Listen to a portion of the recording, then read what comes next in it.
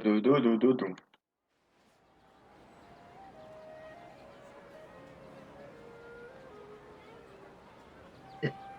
Четверо.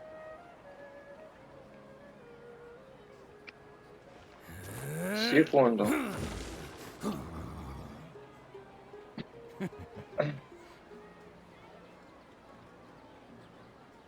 There are so many local specialties in Sumeru. Так, сюжет. Катарина, иди сюда. Ad Astra Abyssosk. Hello, traveler in Paimon. Catherine, we need your help with Ну, something. начали. Мгм. Understood. The Adventurers Guild is always ready to serve you. With what do you require assistance? We want to meet with Lesser Lord Kusanali. Do you know a way we can do that? You two wish to meet with Sumeru's Archon. Understood. Please wait.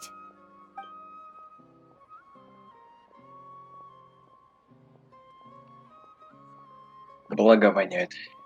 I apologize, but I am unable to call up any relevant information in the Akasha.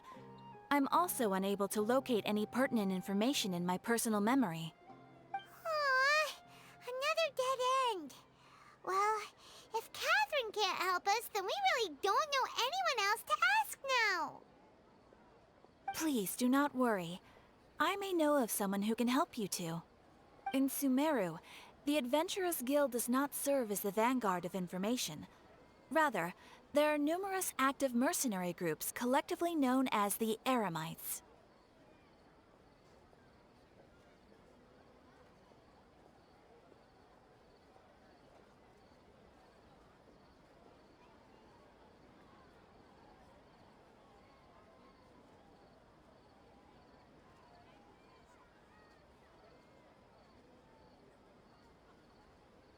They take on various contracts and work all across Sumeru, so they naturally accrue intelligence. An Eremite brigade called the Corps of 30 is in charge of Sumeru City's defenses. Not only are they the oldest brigade, but they are responsible for managing and coordinating the affairs of all other mercenary brigades. Corps of 30? What a weird name. Supposedly, they are named as such because their ranks numbered 30 at their inception. Asfand, an advisor with the Corps of 30, maintains good relations with the Adventurers Guild. Though he's already retired, he and his words carry great weight within mercenary circles. If you'd like to get in contact with him, you can find him at the Corps of 30's headquarters, the Citadel of Rexar. You're welcome. I wish you two the best of luck. We look forward to your exploits in Sumeru. All right, off to the Citadel of Rexar we go.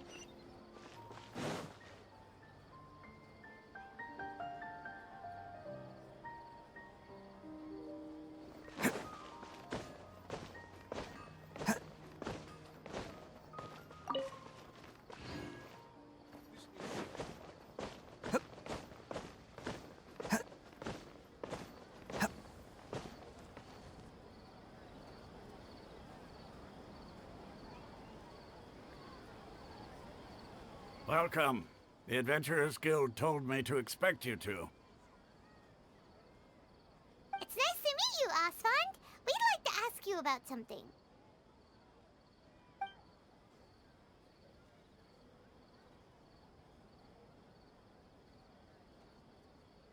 I see. So, Catherine's the one who sent you this way.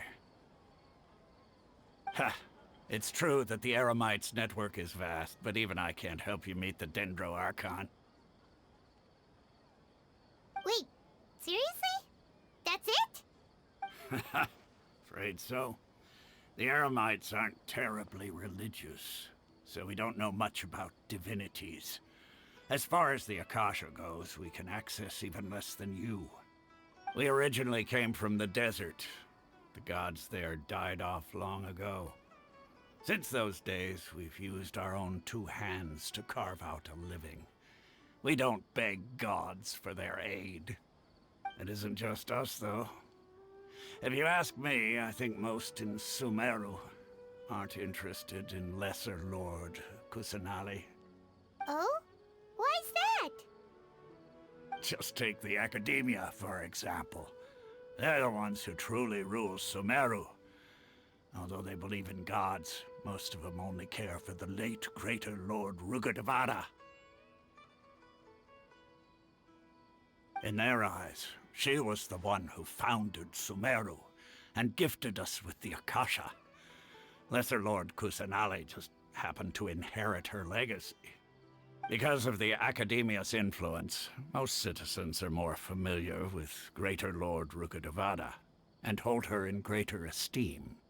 Not to mention that Lesser Lord Kusanali never makes an appearance, and the Academia never announces anything about her.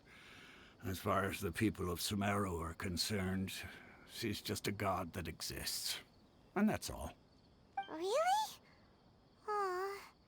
After hearing all of that, Paimon sort of feels bad for Lesser Lord Kusanali. Ha! But who knows? We're all just guessing when it comes down to it. Besides, I'm sure the God of Wisdom doesn't worry about her reputation among people like us. All right. Well, thanks for the info, Osfond. No problem. Always happy to help out the Adventurers Guild.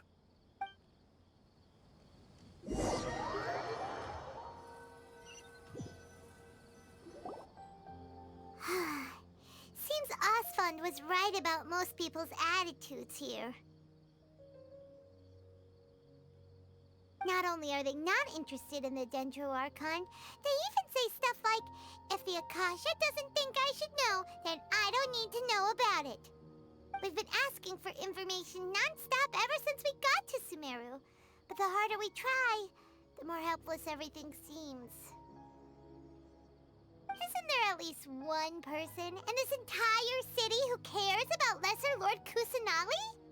Oh, you two are interested in Lesser Lord Kusanali? Huh? Who are you? From the sound of it, you two are Outlanders who recently arrived here. You've been asking around for information on Lesser Lord Kusanali, right? Oh, I'm sorry. I forgot to introduce myself. I'm Dunyarzad, one of Lesser Lord Kusanali's faithful followers. Whoa, really? Then do you know how we can meet with her? I'm afraid I can't help you with that. But your conversation earlier did happen to remind me of a legend about the Dendro Archon. Sure. It goes like this. Long, long ago, there was a man who heard a prophecy. It predicted that a great calamity was about to befall him. Panicked by what he heard, the man sought out the Dendro Archon in hopes that she would bless him with the wisdom to help him escape his predicament. The man journeyed across deserts and through rainforests and experienced tribulations of every kind. However, he still couldn't find any trace of the Dendro Archon.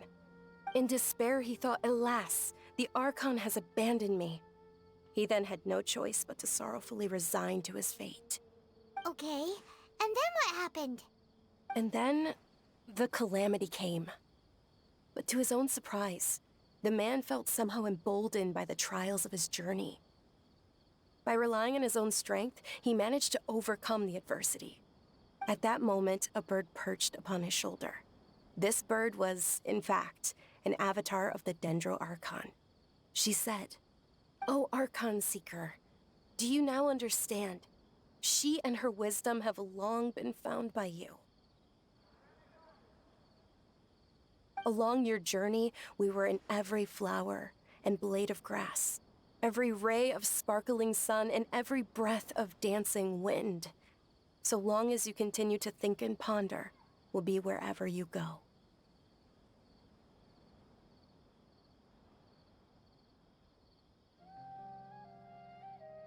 Yeah, thanks for the story! Paimon feels all warm and fuzzy inside after that.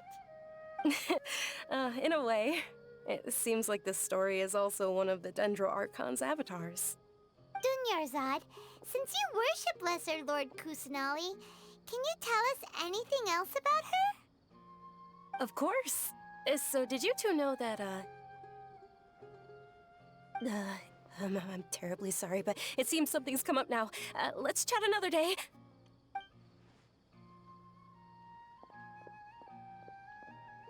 Hey, wait!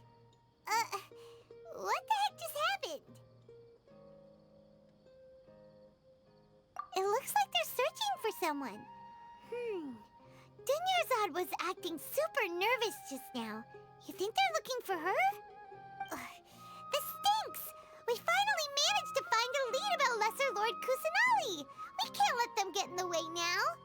Let's see if we can get rid of them. Then we can catch up with Dunyarzad! Hey, have you two seen a brown-haired girl wearing a purple top and a long blue dress? We're looking for her. Did she have bandages wrapped around her wrists? Yes, that's her. Did you see which direction she went? Yeah, she went that way. Quick, after her!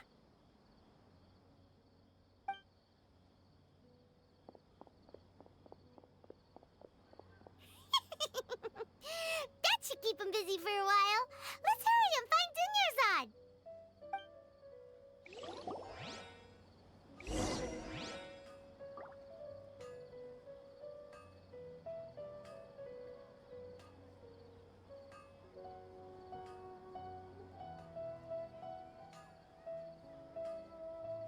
Best flavor in the world? The sweet, sweet taste of victory. And that's why I've never spent a single more on any of my snacks. I've won them all, fair and square. That's right. I don't get it. Can't catch me.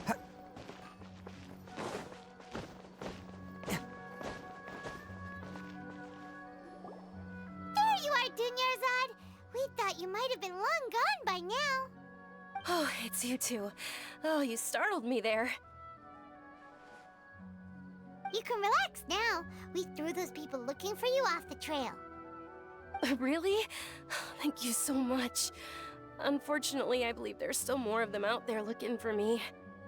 Uh-oh, looks like there are some coming this way. Huh? More of them? Then what are we standing here for? Run! No, wait, my body isn't in the best shape. It's difficult for me to run. Okay, sounds good. There's a tavern on the other side of the port we can go to. They probably wouldn't expect me to hide in a place like that. All right, let's move out. Stay behind us. We'll keep an eye out for anyone looking for you.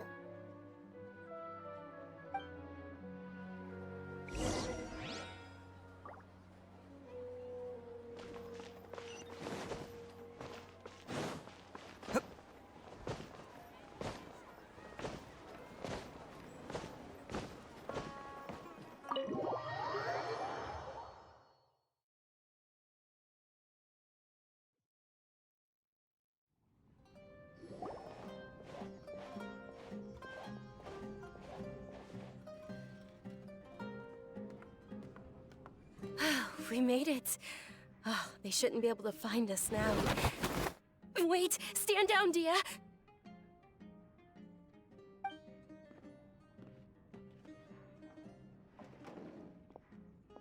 My lady, who are these two?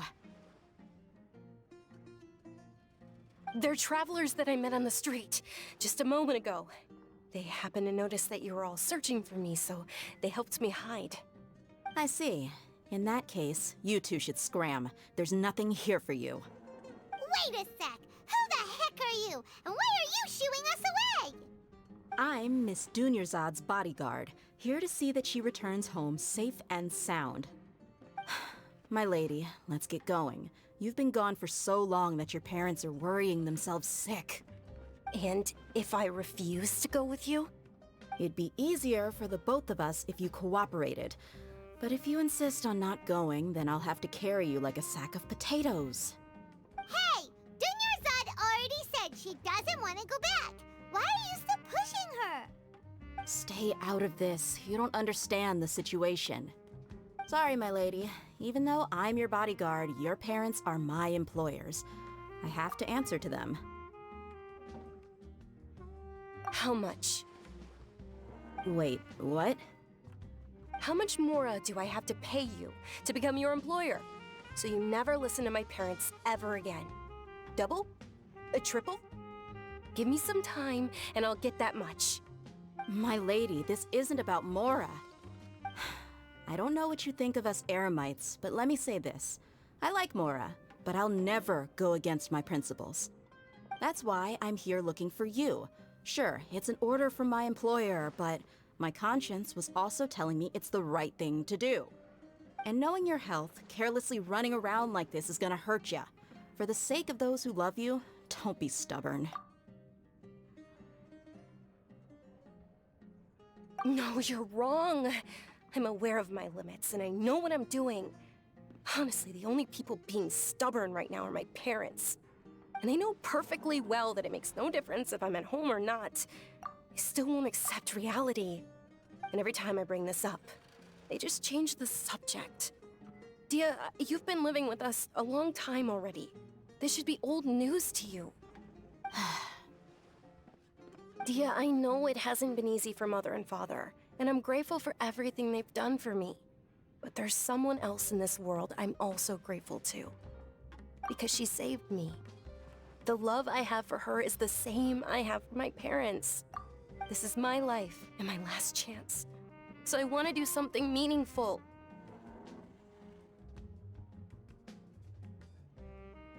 My lady, are you sure what you're doing now is meaningful? Yes, I'm sure.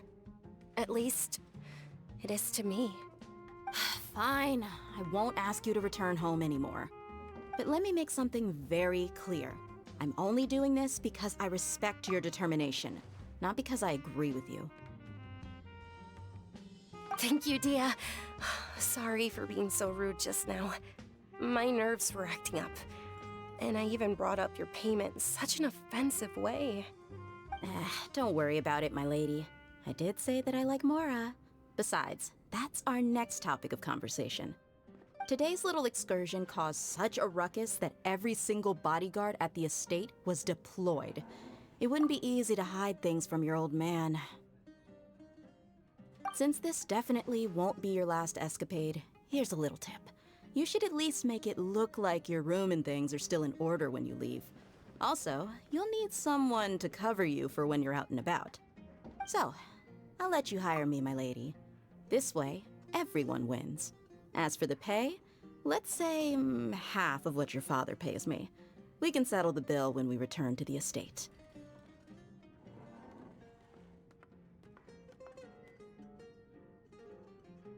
Okay, deal. Yay! Looks like they've reached an understanding.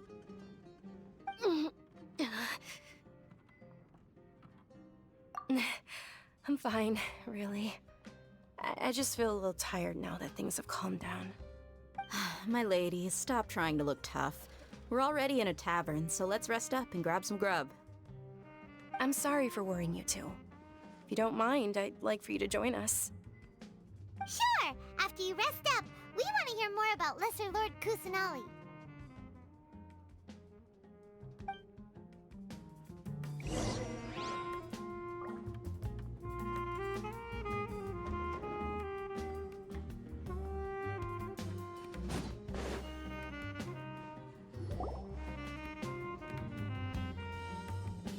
Ha! Well, if it isn't Dia. Haven't seen you in nearly half a year. Word on the street is that you're a bodyguard for the Homayani family now. Ha! Don't you find that kind of work boring? Nah, you get used to it. How about a menu over here? You got it. Huh? Isn't this little Miss Homayani herself?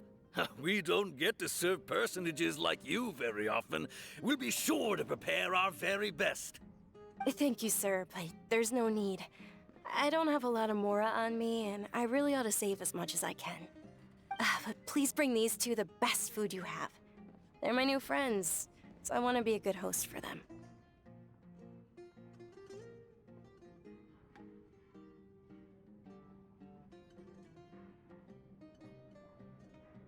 Wait, we're paying for ourselves now? Aw, Paimon kinda wanted to try something fancy, but we aren't exactly loaded. Guess Paimon will settle for something ordinary. How about our charcoal-baked Agelena cakes? They're our signature snack, and they run cheap. Look, other customers over there are eating some now. They look kind of burnt and dry. Paimon will battle pass.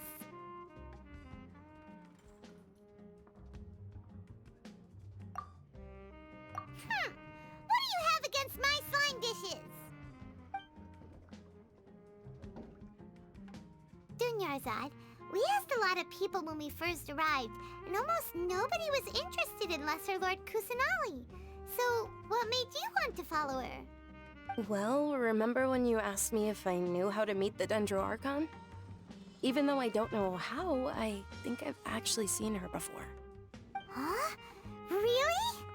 Yes, it was when I was a child. At the time, my illness had kept me bedridden for the better part of a year. I was stuck inside and couldn't make any friends, and my parents did their best to find treatments for me. But even then, the Akasha didn't have any helpful information. My younger self no longer had any hopes or dreams. One flare-up was so bad that I was in a semi-conscious state for several days. Then one night, I woke up alone in my room. I was terrified. My body was paralyzed. Even if I cried, there was no sound.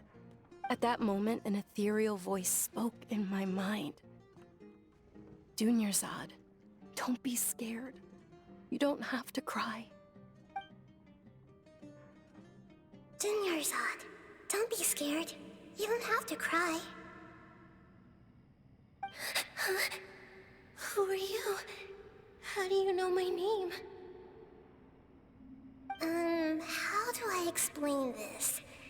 You might not be able to understand, but actually, I know everything about you. Really? Of course. I know that you're scared of thunder, that you hate taking medicine every morning, and that you love counting the petals on your mom's skirt. Wow, you really do know everything. Dunyarzad, is there anything you want?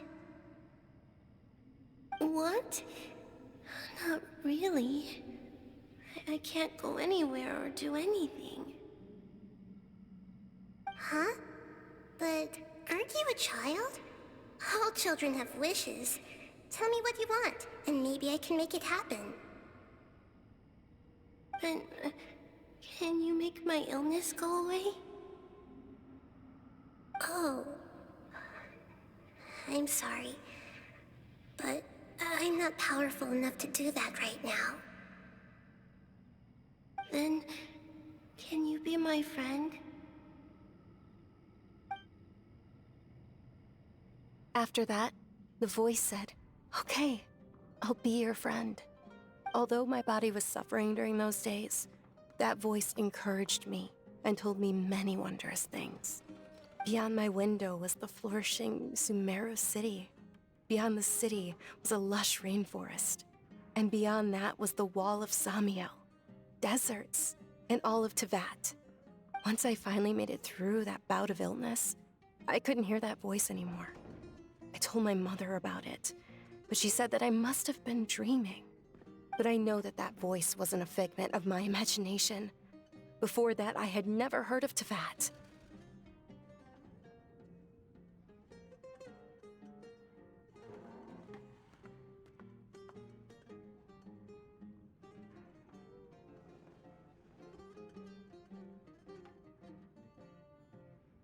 Yes, for sure. If it weren't for that voice, I would have never grown curious about the outside world, nor would I have learned how to read and enjoy so many books. That voice sparked a desire for wisdom. It had to have been the Dendro Archon. I've been hoping for a chance to repay her kindness. In fact, I was running around today to help prepare the Sub-Zerus festival for her. What's the Sub-Zerus festival? It's Lesser Lord Kusanali's birthday, which was the day that she was found by the sages. It's actually an old holiday that originally celebrated Greater Lord Rukkhadevata's birthday. When she passed away, the holiday eventually became a celebration of the Lesser Lord's birthday. I heard everyone was overjoyed when they welcomed her back to Sumeru. In those days, the festival was a huge deal. But because of the Academia's influence, people have gradually lost interest in the festival. The Academia actively participates in Sumeru's many holidays dedicated to Greater Lord Rukkhadevata. But when it comes to the Sub-Zerus festival, Forget any funding. They practically act like it doesn't exist. Maybe they see Lesser Lord Kusanali's birth as confirmation of Greater Lord Rukkhadevata's death, so they're reluctant to celebrate it. Aw, but that's awful. It is. It's absolutely terrible. Sure, the Greater Lord founded Sumeru, but hasn't Lesser Lord Kusanali been the one quietly protecting us for the past few hundred years? Just remember that we're still out in public. Don't get too carried away now. I know that people over by the Grand Bazaar still hold the Sub-Zero's festival to this day. But I hadn't met any of them before, so I was never able to contribute. But recently, I made a friend there who also follows Lesser Lord Kusanali. I gave her my savings because I want her to throw a wonderful festival this year. That's the least I could do for Lesser Lord Kusanali. Hold on, my lady. Does this friend happen to be Nilu, the one who sends flowers to the estate? Yes, that's her. I saw her leaving the other day with a nervous look on her face. It seemed like she was hiding something in her arms. Did you give her something? Yes. Initially, I didn't have much Mora prepared, so I had Nilu sell one of my skirts. I've agreed with Nilu to meet up at the Grand Bazaar today, and see how things are coming along. Dia, would you accompany me? Sure. That's quite the trip, though. I'll carry you. No, that would be too much, even for you.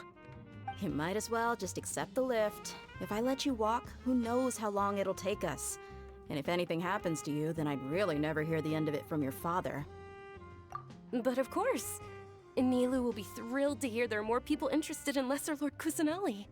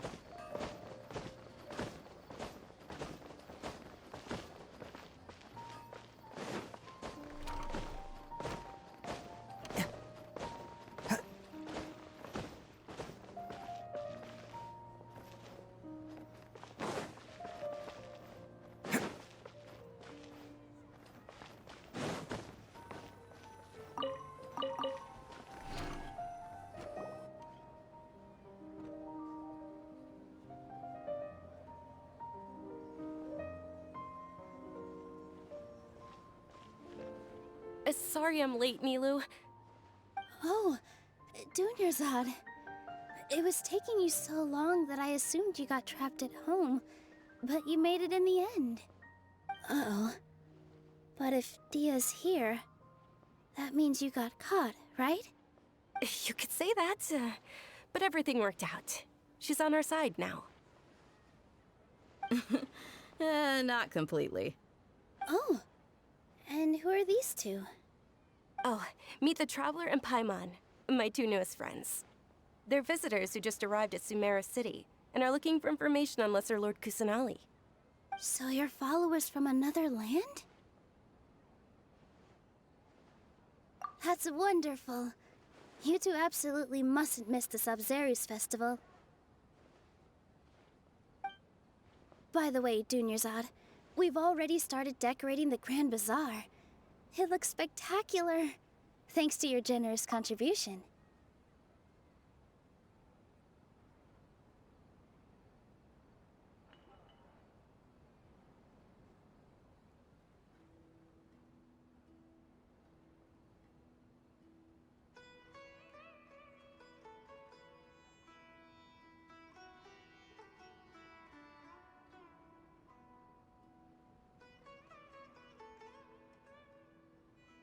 You're very welcome. It's the only thing I could do.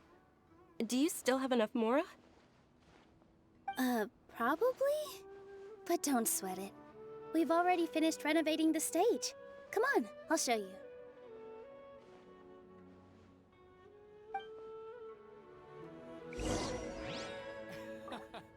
Every item I sell.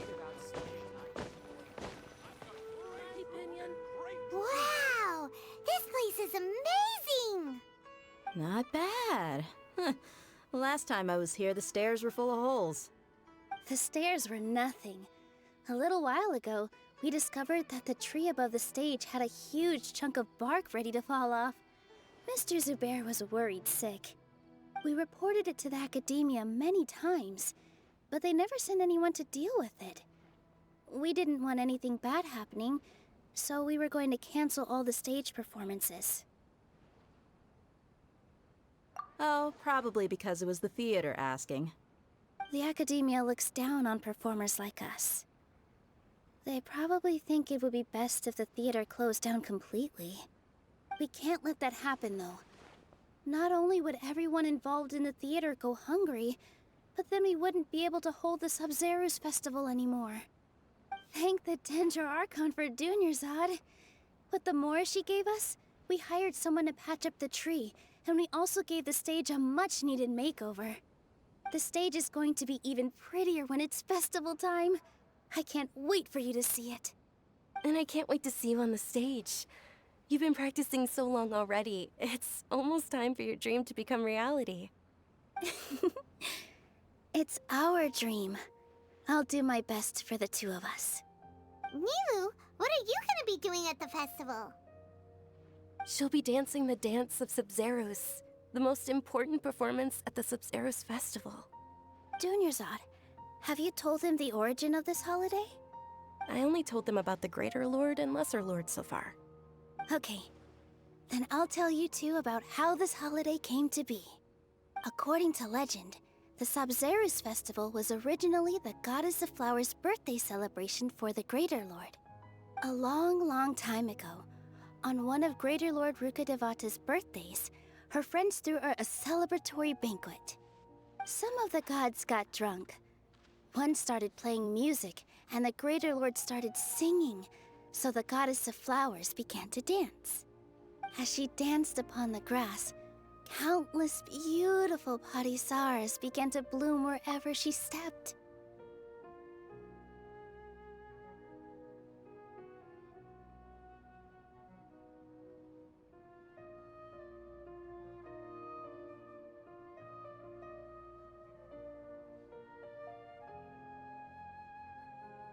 Those brilliant purple flowers became her dazzling stage.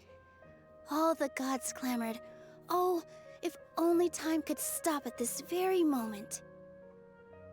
Huh? Really? Oh, you probably mean because all the gods in this story are no longer alive. Although they aren't around anymore, they're preserved in our tradition of dance. This outfit I'm wearing is apparently based on how the Goddess of Flowers looked. Though we're just tiny people compared to the divine, we still have to do our best to make sure that the birthday girl feels loved on her special day. Nilu, you of all people will definitely be able to convey our well wishes to the Dendro Archon.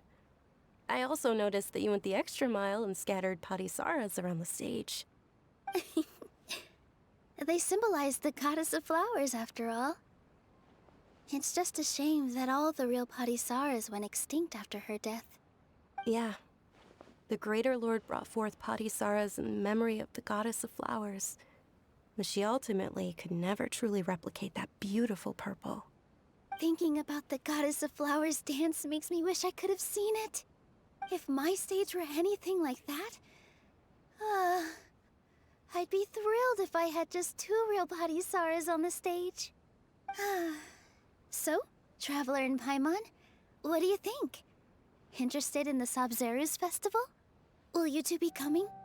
All of Lesser Lord Kusanali's followers will be there for her birthday. It'll be a good opportunity for you to learn more about her.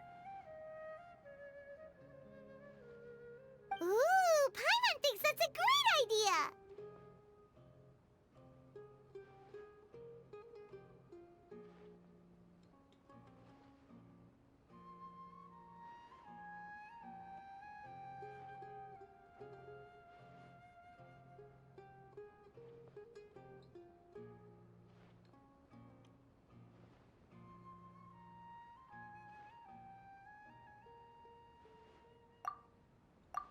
Of course Paimon wants to watch. Those two things aren't mutually exclusive, you know. So how about we all attend the Sub-Zero's festival together? Dunyarzad, Let me show you which stage decorations we've picked out so far.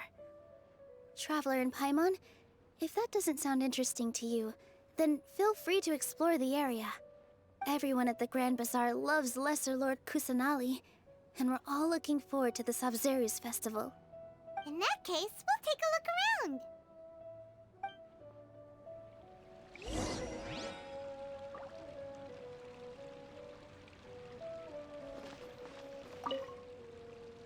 Whoa! What's with your yellow hair? And why do your clothes look so funny? Are you an Outlander? Did you know that the Sabzeruz festival is about to happen? There'll be loads of fun things to do at the festival. But the best part is when Ferris, the Knight of Flowers, passes out candy to everyone!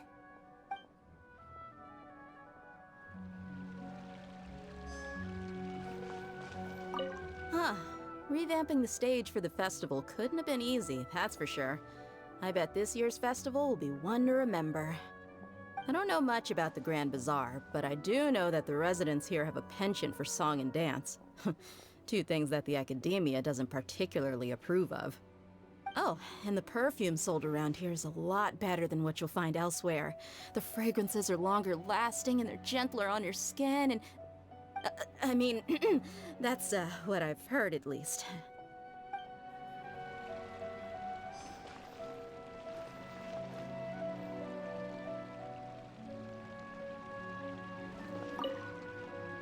Things are really shaping up, and there's a buzz around the festival this year. We're expecting people from all over to come by this year and buy things during the festivities. Don't be fooled into thinking that Sumeru City has the best of everything. Some festival snacks are only offered here in the Grand Bazaar. And when it comes to musicians, dancers, or singers, the Grand Bazaar's got the best of the best. Sure, those folks at the academia might not like it, but what's a festival without song and dance?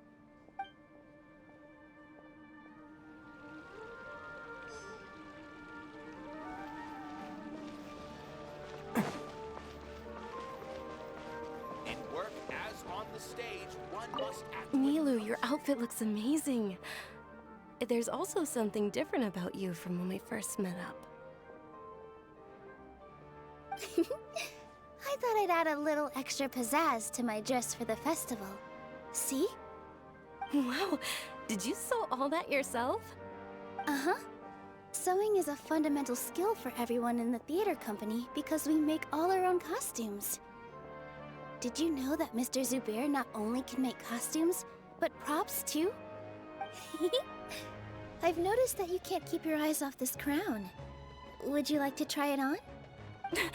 May I? Of course! The legends say that the Goddess of Flowers had beautiful horns on her head, so this crown was made to reflect that. Dunyarzad, you look absolutely stunning with it on. It's like I'm looking at the Goddess of Flowers herself.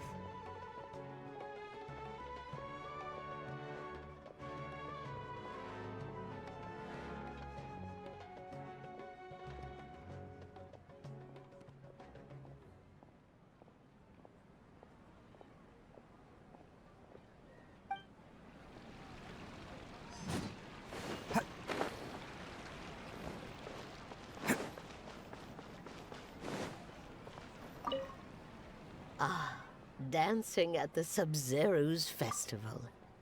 You know, I also danced when I was younger. As a child, I even asked my grandmother why we performed the dance for the Lesser Lord when it was originally done to honor the Greater Lord. My grandmother said that Greater Lord Rukkhadevata is a beloved deity and honored by all. And Lesser Lord Kusanali is too. If the Goddess of Flowers ever knew Lesser Lord Kusanali, then she would certainly have wished to be her friend and hold celebrations for her too.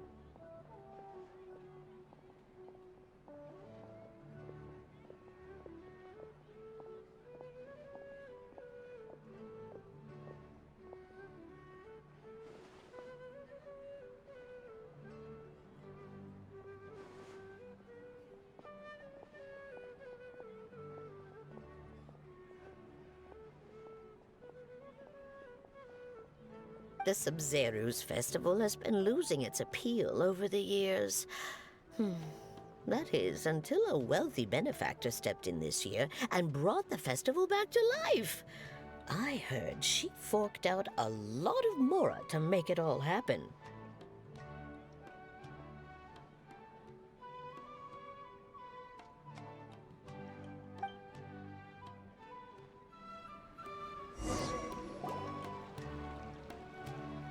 Hey! Is that who Paimon thinks it is? It looks like Catherine.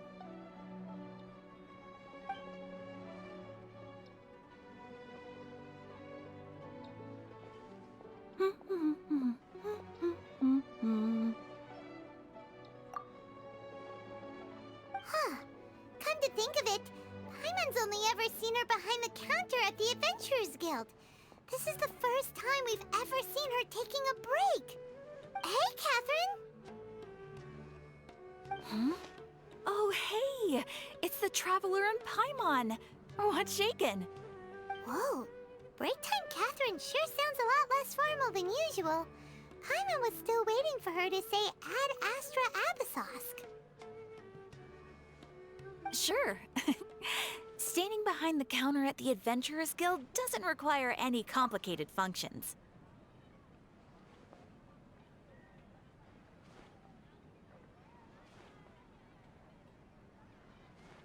But saying and doing the same old things over and over again can get pretty monotonous. Like watching the same Fontaine movie day after day. But take you two, for example. You travel across Teyvat to enrich your lives and gain new experiences. Well, we enjoy traveling across Teyvat and all that, but we're mainly looking for clues about his sister. Yes, you should keep searching. Sometimes the answers we're looking for aren't necessarily at our intended destination. Instead, they're found along the way. Huh. Haven't we heard someone say something pretty similar recently? Anyways, what brings you out here, Catherine? No, not particularly. I guess you could say that I'm loving the recent atmosphere here. If festivals bring happiness to everyone, then that's where their true value lies. Oh, it looks like it's about time for me to be heading back now. Alright, we'll see you next time at the Adventurers Guild. Oh, by the way, thanks for connecting us with the Eremites. We've already made some great friends in Sumeru City thanks to you. I'm sure you two will get along well with the people here. You've already been blessed by the element of Dendro after all. See you around.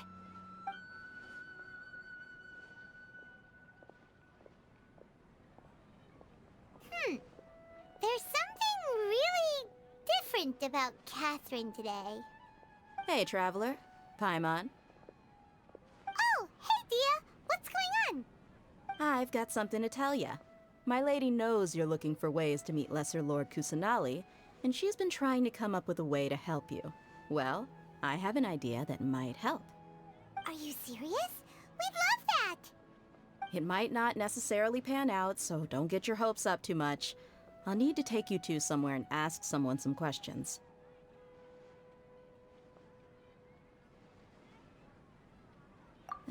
My lady is feeling a little worn out at the moment. Nilu's found a place for her to rest. After I take my lady home, let's meet in front of the Citadel of Regzar. Sounds like a plan! Let's head over to the Citadel of Regzar and wait for Dia!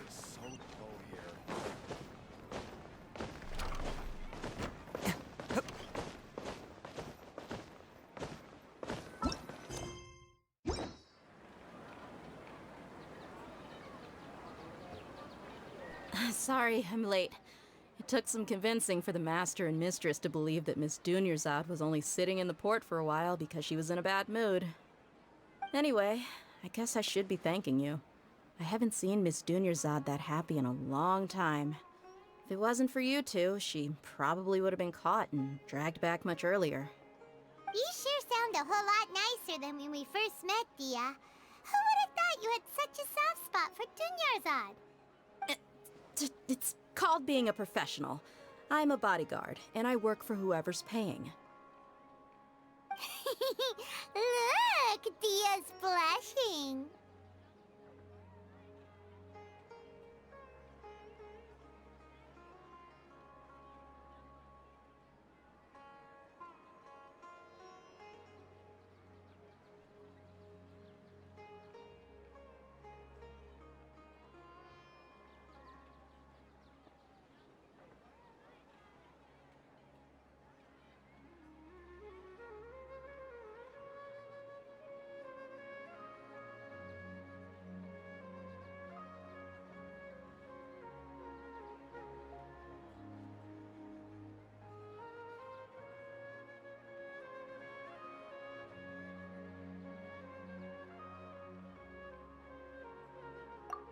Listen, you two.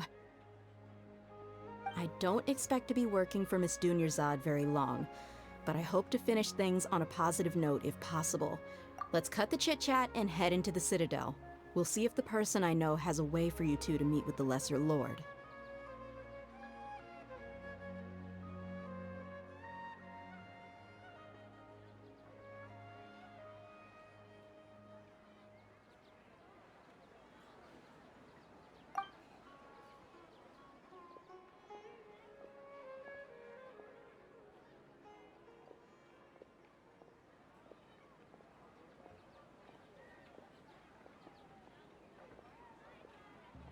Oh, hey, Chief.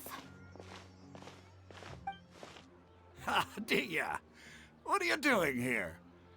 And well, didn't expect to see you three together. I take it you all know each other already? We met this morning after the Adventurers Guild pointed us to Osfon for more info. No kidding. Huh. So, where's Ruksha? I thought I'd help these two out by asking about the theft. Anything you can tell him? Rukshaw's gone over to the Academia. The Grand Sage recently ordered Sumeru City to begin bolstering its defenses, so people from all over have been called back to the city. Since you've already mentioned the theft, I suppose I might as well tell him what we know. Appreciate it, Chief. Theft? Sorry, what the heck are you guys talking about? Just recently, the Academia lost something, and there's a chance the item is connected with the Dendro Archon. This case might just somehow help you in meeting her. I suppose that's one way to look at it. But if you ask me, the case is more about the Academia than anything else. Let me fill you in. The Academia recently sent a convoy to pick up an important package from Aru village. Word got out, and the convoy was robbed on its way back. The Grand Sage took the whole matter very seriously. Not only did he dispatch the Matra, but also enlisted our help in the search for leads.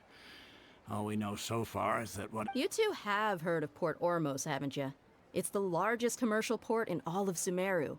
You can travel there by leaving Sumeru City and heading south along the river. The Academia's grip isn't long enough to reach all the way to Port Ormos, so the city's a little more laid back, meaning the population's also a mixed bag. You never know who you'll meet there. Apparently what was lost has a great deal to do with the Akasha, knowledge, and even the gods. I'm afraid I don't have any other details for you, though. If you're interested, maybe you could head to Port Ormos and ask around yourselves. If you want my advice, try introducing yourselves as students of the Academia once you're there. Are you serious, Chief? All the Academia students are in Sumeru City, you know. Why should they pretend to be students in Port Ormos? If you're also interested, just go there and see what happens.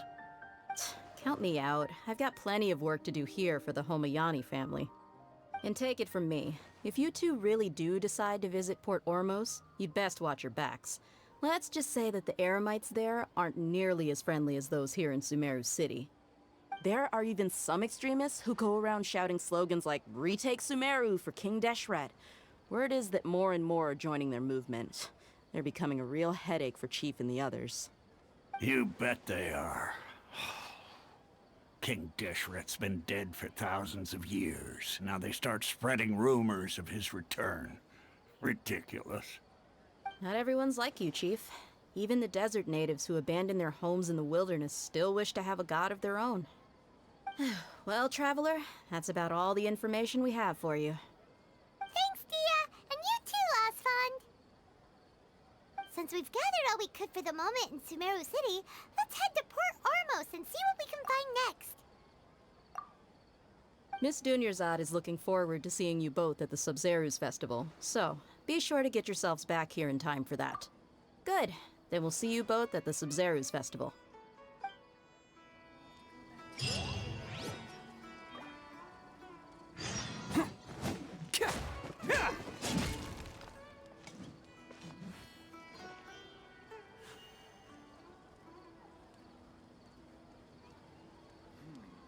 When I hand this work over to the Elamites, I'll have to rephrase the request.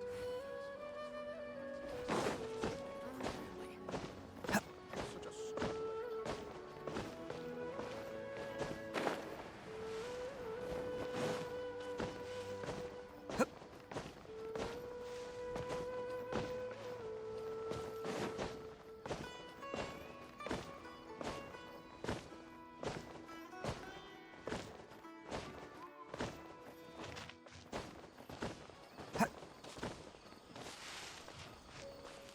Can't catch me.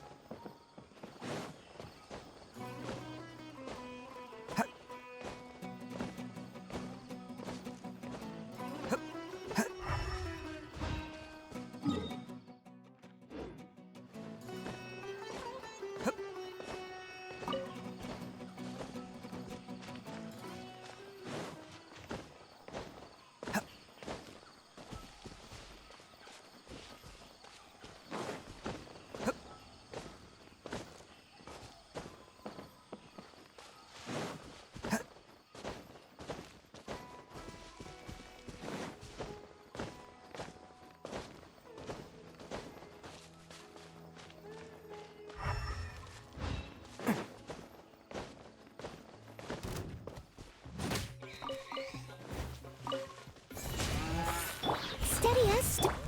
Advance!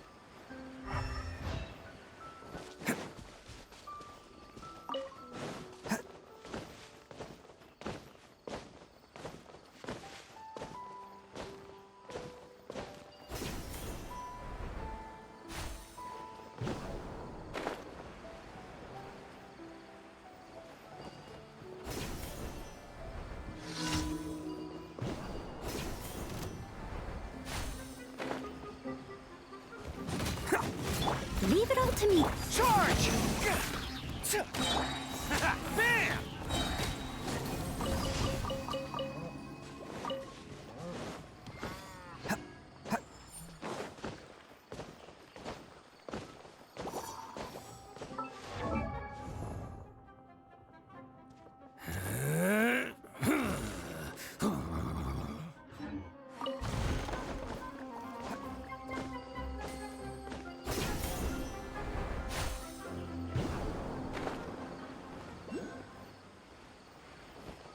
Can't get. Hup.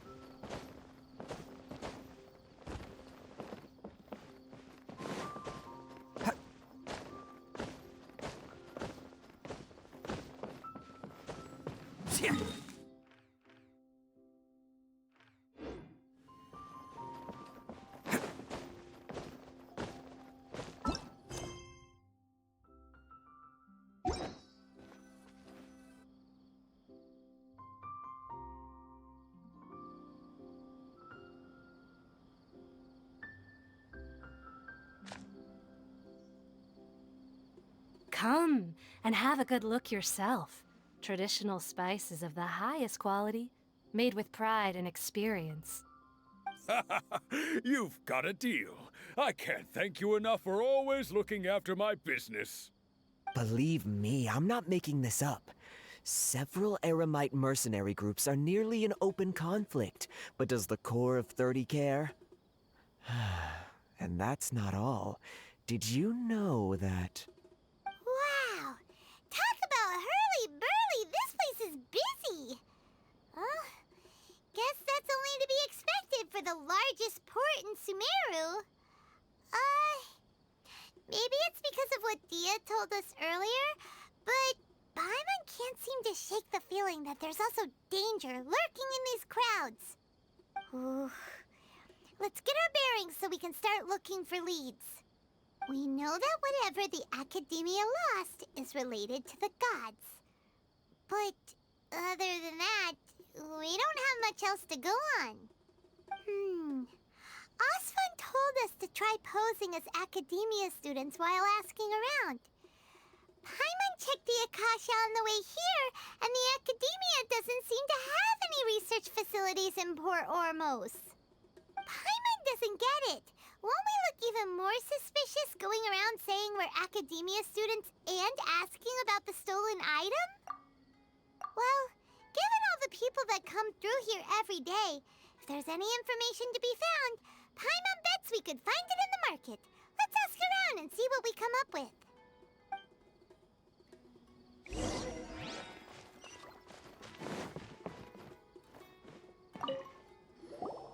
Welcome. Welcome. How can I help you two? Hi there. We would like to ask you a question.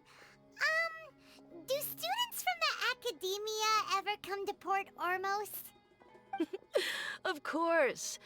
Especially around this time of year. Students from Sumeru City that are about to graduate often come to Port Ormos to cut loose a little.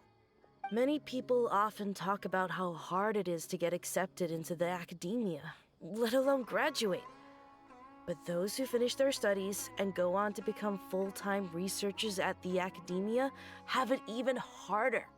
Sure, we may not be Sumeru City, but Port Ormos offers beautiful scenery and a stress-free environment.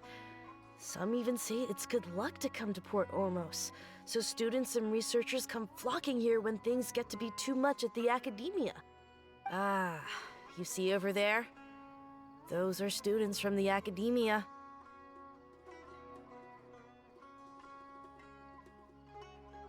They've been looking worried and miserable ever since they got here a few days ago.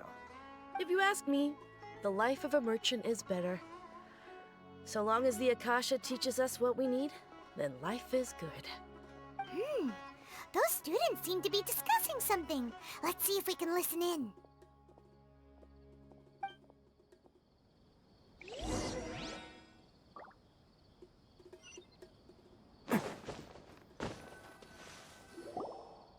It's no good.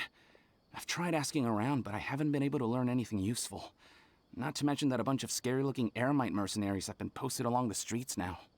There's been a lot of fighting between the different Eremite factions in Port Ormos. If we choose to move on our own, then it would be wise to steer clear of them. Especially the group that's constantly shouting some stuff about King Deshret and some resurrection. I've even heard that the Citadel of Regzar is starting to get fed up with them. What was that group called again? Ein something or other? They're called Ein El Akhmar. Today, I heard that the thing we're after might be in their possession at the moment. Wait, come again? Don't you see? Many of the Eremites in Port Ormos deal with trading this kind of thing. They're usually pretty wary of outsiders, but not so with students of the academia. It's because the kind of goods that students are looking for aren't the kind of goods that Eremites are after.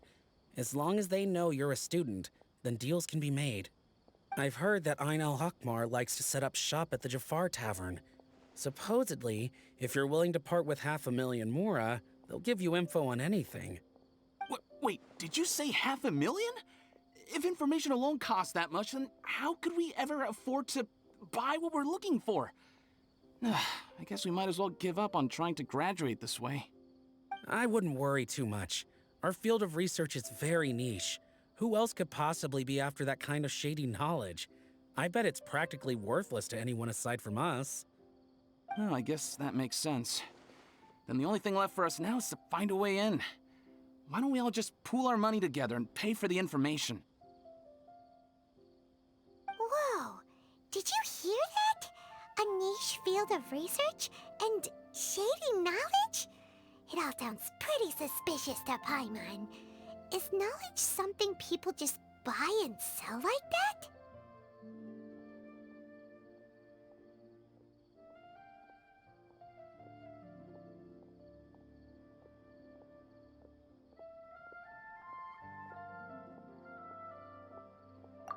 So, what's your plan? Wait, didn't you hear what they just said? Buying information is going to cost us 500,000 Mora! Have you lost your mind? Oh, alright. Paimon never thought she'd agree to parting with that kind of Mora. But if you know what you're doing, then we should give it a shot.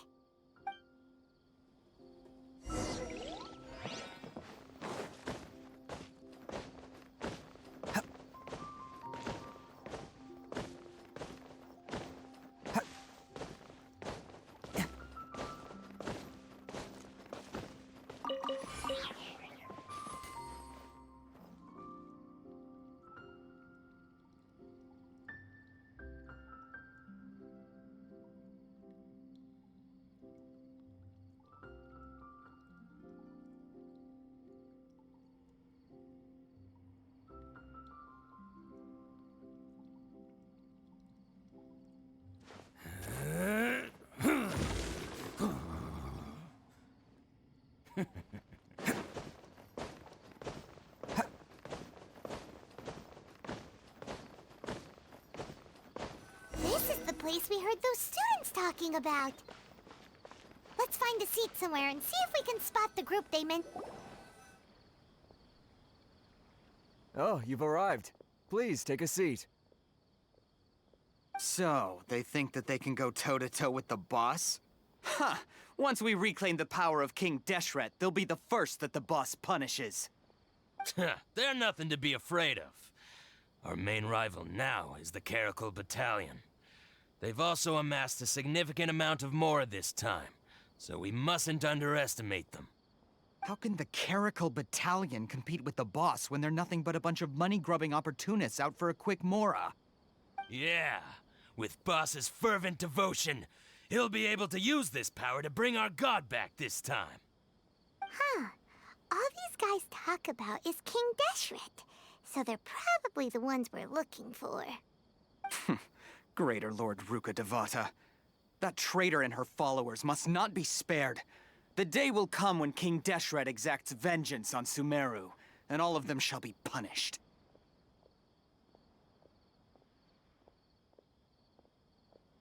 Yeah, Paimon was wondering what they meant too. We should ask about that if we get the chance later.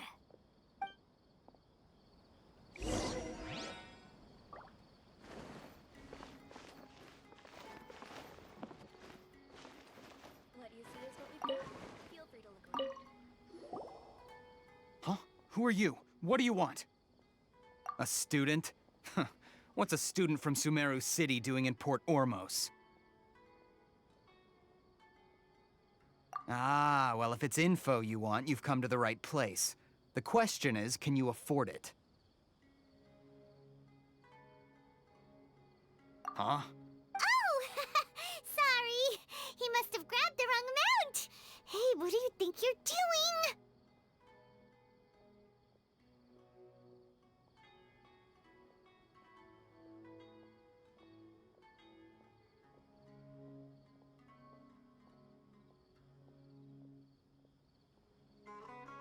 Oh, Paimon can't stand to see so much more ago.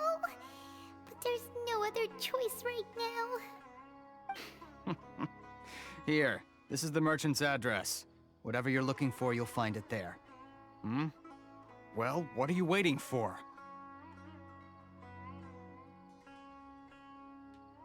Oh, that's right! We heard you mention King Deshret just now.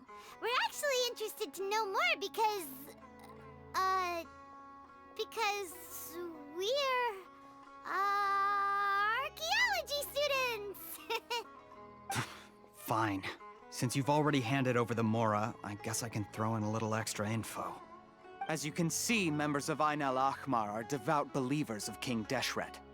Years ago, King Deshret founded the great desert nation that was our homeland. It was an advanced civilization, far beyond anything you'll see in present-day Sumeru. King Deshret was the rightful god of wisdom, but he was betrayed by a companion he trusted. She even stripped him of his title, God of Wisdom. So, you mean the traitor was... Greater Lord Ruka Devata, yes. That shameless wretch destroyed King Deshret's civilization, and our ancestors were forced to flee to this land where we were made to suffer the tyranny of our enemies. Furthermore, she conspired with the Academia to cover up the truth of her actions, and create the merciful and benevolent facade for which she is now known. Ugh, just thinking about it sickens me. But the story doesn't end there, oh no. King Deshret isn't truly dead. The voice of the Oracle has been heard in the desert, prophesying his resurrection. Mark my words, our god shall return. And when that day comes, all followers of the traitor and all the desert dwellers who have forgotten their true god will suffer retribution together. If what I'm saying makes you shiver with fear, it might not be too late for you to become a believer of King Deshret.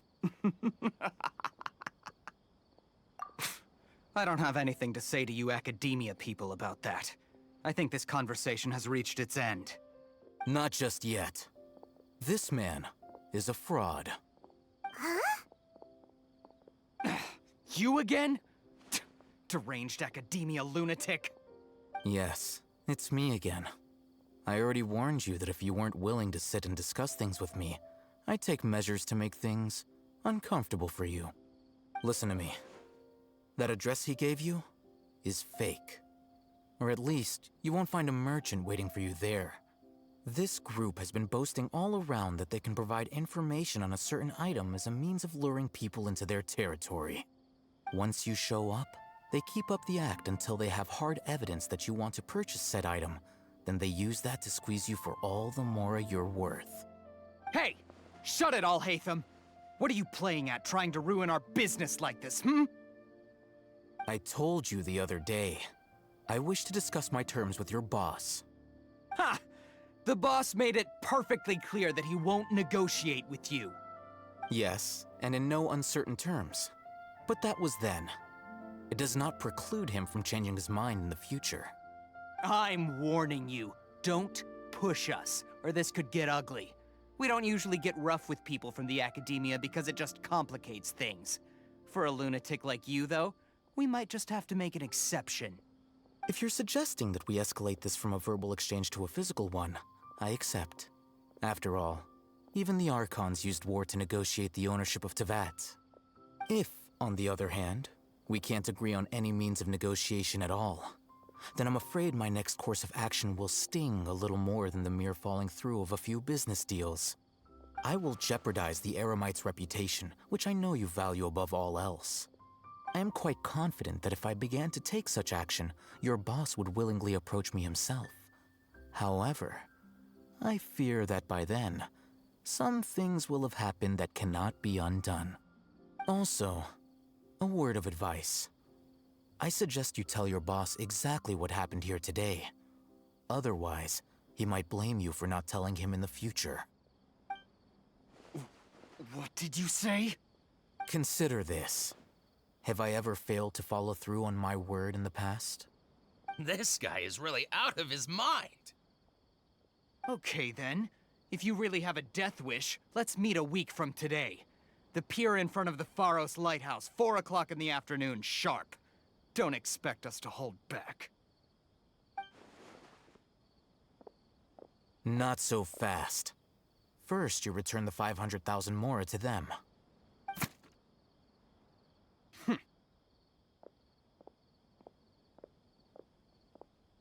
Please, I beg you, don't provoke them. We can't afford any trouble with this crowd. They haven't even paid for their food yet. Ah, Mr. Iman. There appears to be fewer staff in the restaurant recently. This wouldn't happen to be because they're all busy spreading the word to the students, would it? Well... Someone who chooses to do business with a group like that really can't afford to get so flustered the instant someone confronts them about it. Consider the meal compensation for our silence. I'd say you're getting an excellent deal. Whoa, did you see that? He not only got us our Mora back, but sent the Amorites running too! Plus, he seems to know a lot about what's going on around here. Let's catch up with him and ask some questions! He went that way! After him! Should I just Got it. Oh, so then what happened next?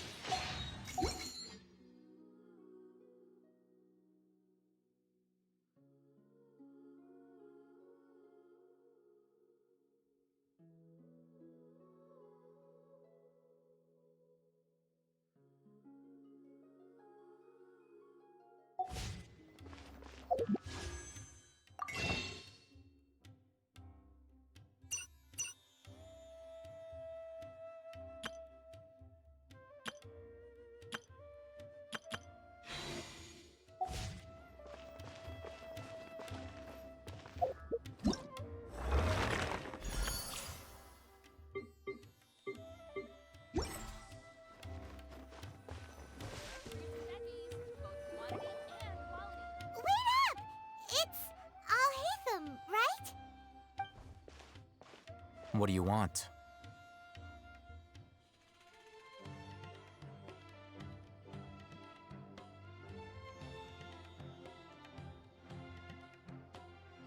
No need for thanks. My goal was to get to them, and you two gave me just the opportunity I needed. We're even. Oh, I advise you to keep your distance from them. Since they weren't able to make off with your Mora in the end, they might harass you again in the future. All right. Goodbye.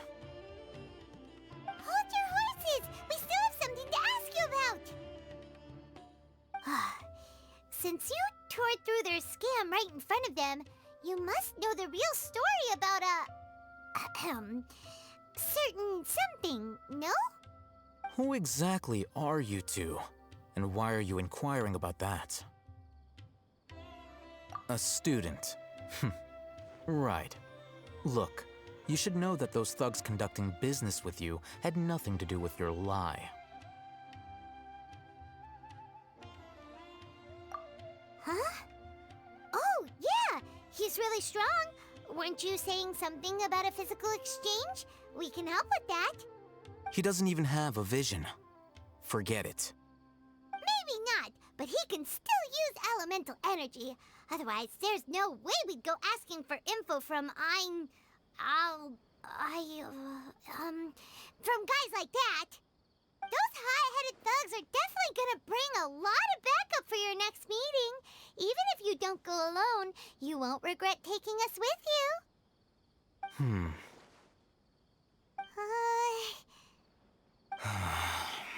All right, I accept. Got a pen and paper?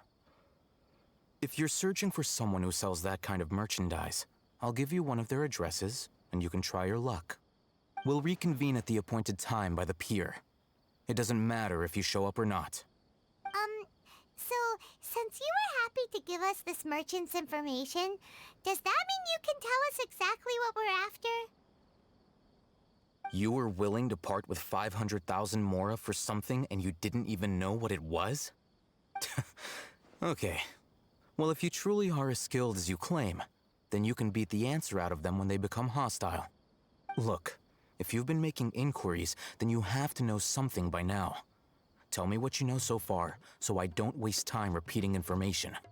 We know it's connected to the academia somehow, and that not only do the Eremites deal in it, but some students want to get a hold of it too. What else?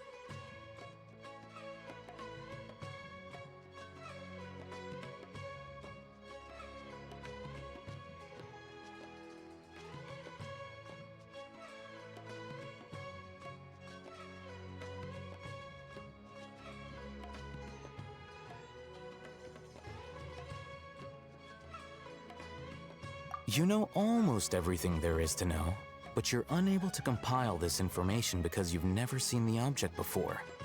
This is what you've been looking for. Huh? Paimon can't tell what it is. It looks like some kind of ornament. This is a knowledge capsule. To put it simply, it's a vessel that can store a fixed quantity of canned knowledge. It's like a miniature Akasha. Anyone who links it to their personal Akasha terminal instantly becomes privy to its contents.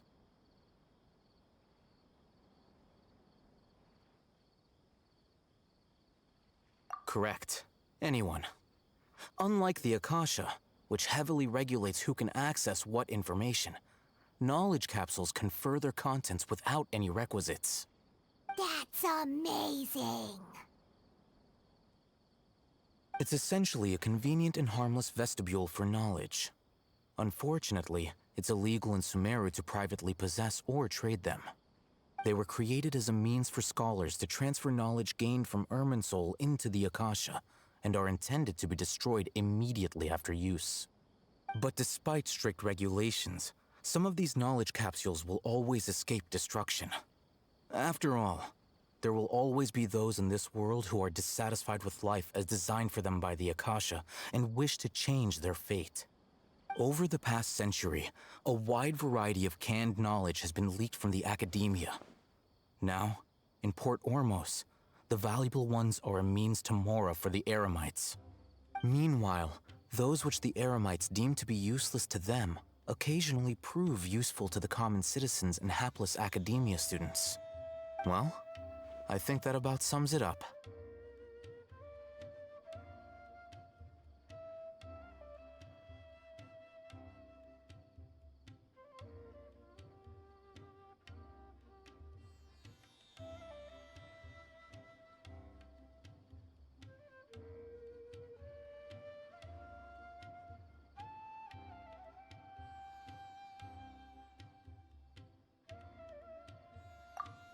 Oh, so that's your true objective.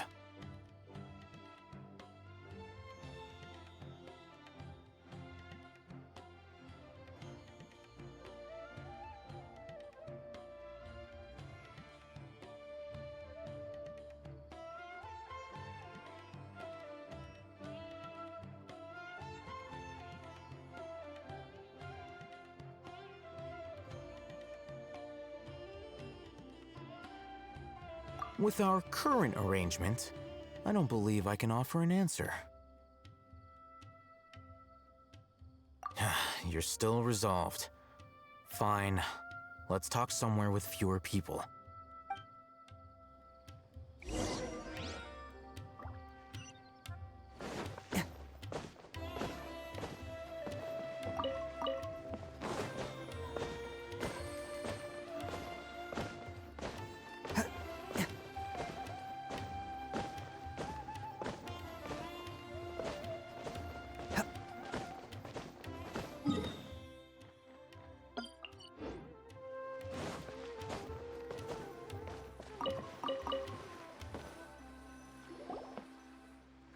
Let's continue our conversation here. If you wish to learn more about the knowledge capsule that the Academia lost, then you must help me with something. I need you to find someone named Dory, a traveling merchant. Unlike the peddlers who hawk inferior knowledge capsules, she often has quality goods in stock. Some say that as long as there is profit to be made, there is nothing she won't dare to sell. She's guarded against people from the Academia because most of her wares don't comply with Academia regulations. I think she blacklisted me. I met with her informant, but it soon became clear that they had no intention of letting me get any further. Become one of Dory's customers and earn her trust. This is my condition for further collaboration. Why do you want us to meet with her? Until you complete this task, you don't have question privileges. Fine. So how do we go about doing this? You two are outlanders who haven't been here for long, so Dory should view you as safe clients. I'll give you the informant's address and their contact password. Beyond the password, though, I have no way of knowing what other tricks she might have up her sleeve. You'll have to improvise. This is kind of nerve-wracking. The true challenge begins after you meet her. She has a keen nose for Mora and a shrewd eye for wares, and she only likes customers who she deems to have good taste. I'll prepare some funds for you. Buy her highest quality wares and earn her approval. But we only just saw a knowledge capsule for the first time. We don't know how to tell which ones are good and which ones are bad. Is that something we can learn quickly? That's true. Have you two heard of elemental sight? Oh, that's a surprise. Guess I'll have to hold you in higher regard. Anyway, that ability should resolve your issue.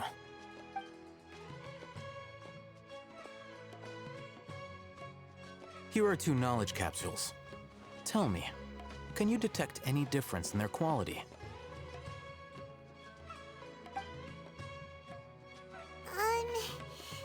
They look the same to Paimon. Try inspecting them with elemental sight. How'd it go? Did you see anything? Rumor has it that higher quality knowledge capsules generally appear brighter when viewed through elemental sight. That's because knowledge originates from Irminsul, the root of Dendro power itself. The more powerful the knowledge, the richer it is in Dendro energy. However, some canned knowledge with a high concentration of elemental energy is of little use in contemporary times, so those capsules are of little value. Using elemental sight is merely a stopgap measure, but it should suffice for earning Dory's trust. That sounds pretty impressive. Here's a sheet with the informant's location and contact password, and here is the mora for purchasing canned knowledge. Don't be cheap. You'll need to spend to catch Dory's eye. If there's any mora left over, just keep it.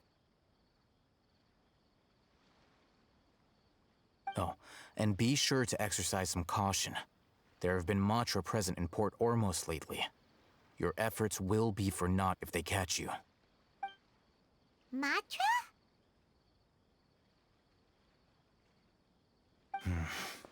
They belong to the Academia's regulatory body. They also handle cases of illegal canned knowledge transactions. Like I said, the Academia has banned both their trade and possession. The Matra are razor sharp. You're in for nothing good if they lock their sights onto you. If you two want to back out, now's the time. Okay, then we have a deal. If you succeed in your dealings with Dory, come find me at the Wikela Funduk. We'll have an open discussion then. Looking at what Al-Haytham wrote, Dory's informant is a traitor near Old Ormos. Let's follow these instructions and try to get in contact with him.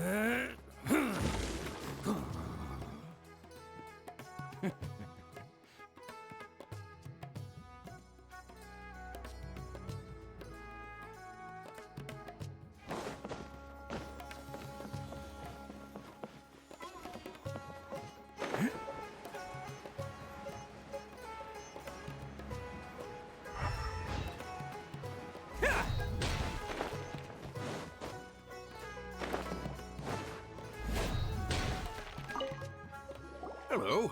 What are you two looking to buy? Wait, are you sure you're remembering that right? Paimon doesn't think it was that on the paper. What a unique palette.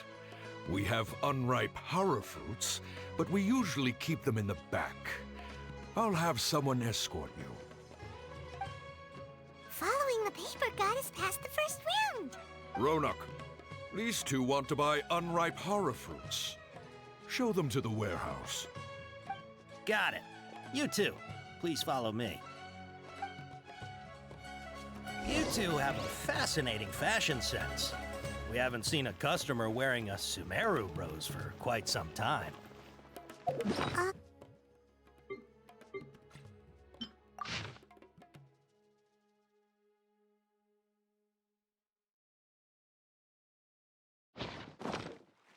Every ship No, deserves the look best again. maintenance. We're obviously wearing morning flowers.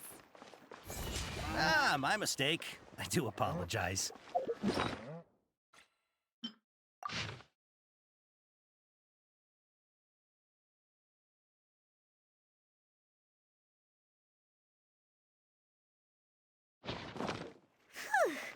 That pop quiz sure...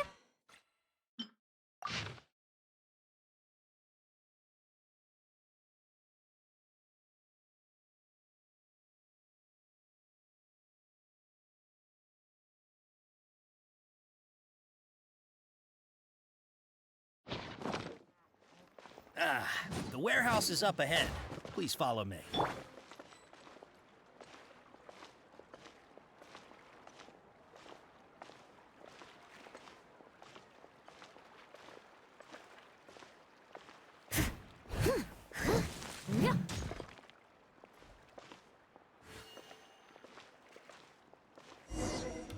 Before I retrieve your products, I need to confirm a few things. Please forgive me, but we may not have sufficient stock for you today. Earlier, many of our hara fruits were taken by mice. Thanks. If better goods come in, you'll be the first to know. You look like you have some skill. Why don't I pick out some fruits that'll make you dizzy?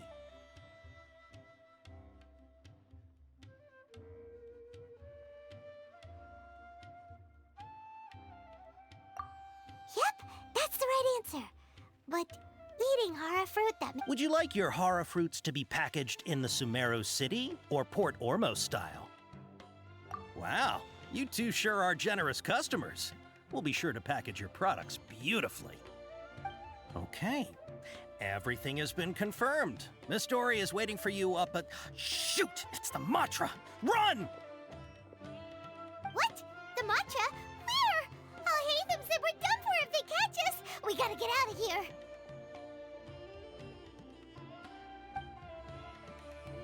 We don't know this area, so let's follow that informant.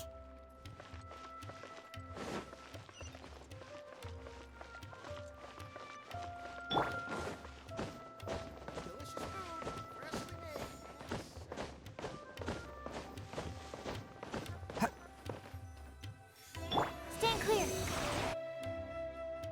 He ran that way.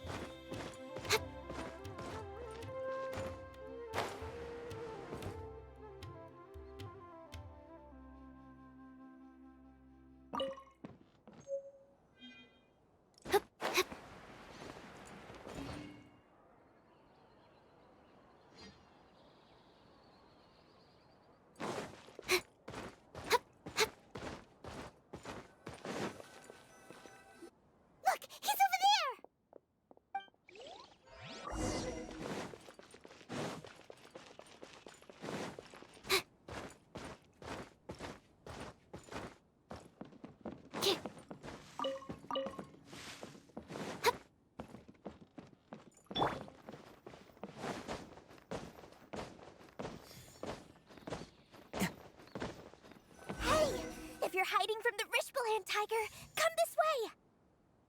Another password! Huh? Oh, that voice came from behind the building on the right! Here, over here. You can stop running now.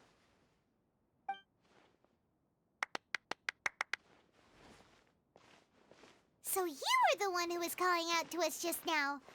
But, are we definitely gonna be safe here? These two good customers wish to buy some horror fruit, Miss Dory. And if there's nothing else, I'll just excuse myself. Oh, very good. Thank you. Huh? Wait, you're Dory? Paimon sure thought you'd look a whole lot scarier. Hey, what are you trying to say, Princess Pea-Brain? I can be scary enough when I need to be, believe you me. If you don't watch what you say, then you can forget about doing any business. But it seems you two have actually done pretty well so far. Not only did you manage to find the informant, your reactions were also pretty sharp. You don't really look like criminals or anything, but I bet my Mora that you've been involved in some shady dealings, haven't you?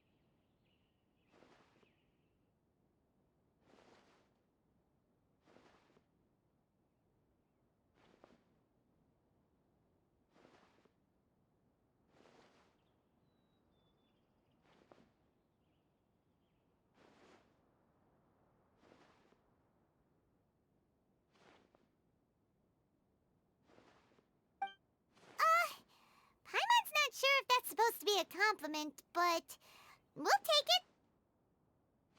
I can't risk doing business with people who start huffing and puffing after just a few paces, no matter how much more they might have. Not only will they get caught by the Matra, but they'll also get us into trouble. As decent folks trying to run an honest business, we don't need any of that. Wouldn't you agree? So that's why I prefer to have customers like you. It's your first time here, but don't worry, I won't ask too many questions. Even if you wish to buy enough knowledge capsules to decorate your house with, please, knock yourself out.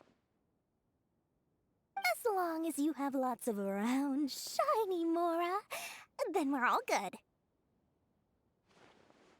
Ah, yes, of course, of course. Go ahead. Help yourselves. Voila!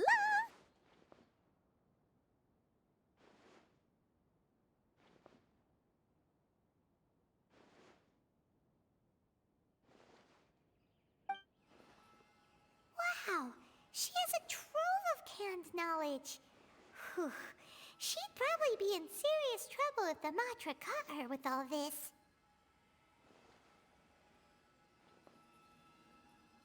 What kind of products do you seek, my dear customers? Don't worry, I'm not interested in your reasons for buying.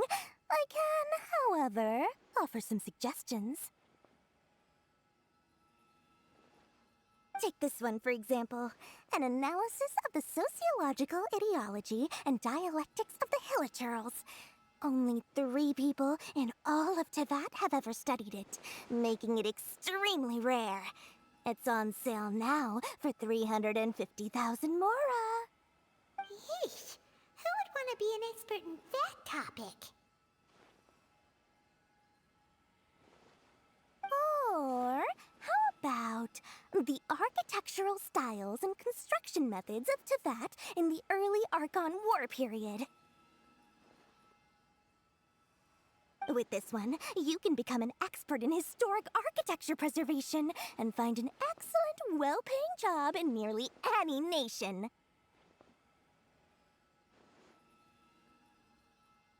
Ooh, now this sounds like it could be useful. 2 million Mora, and it's yours. No discounts. Whoa! That's a lot of Mora! Of course, you are free to pick whatever your heart's desire. The contents and price of each knowledge capsule are indicated in small text on the body of each one, down at the bottom.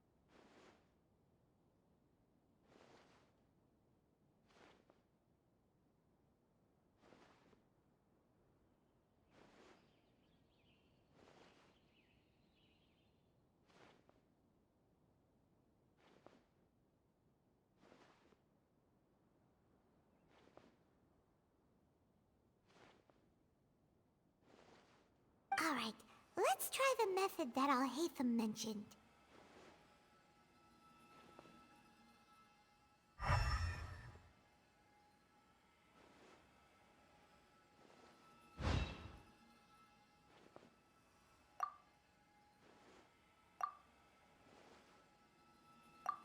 Ah, you've really got a good head on your shoulders, and quite the eye for quality.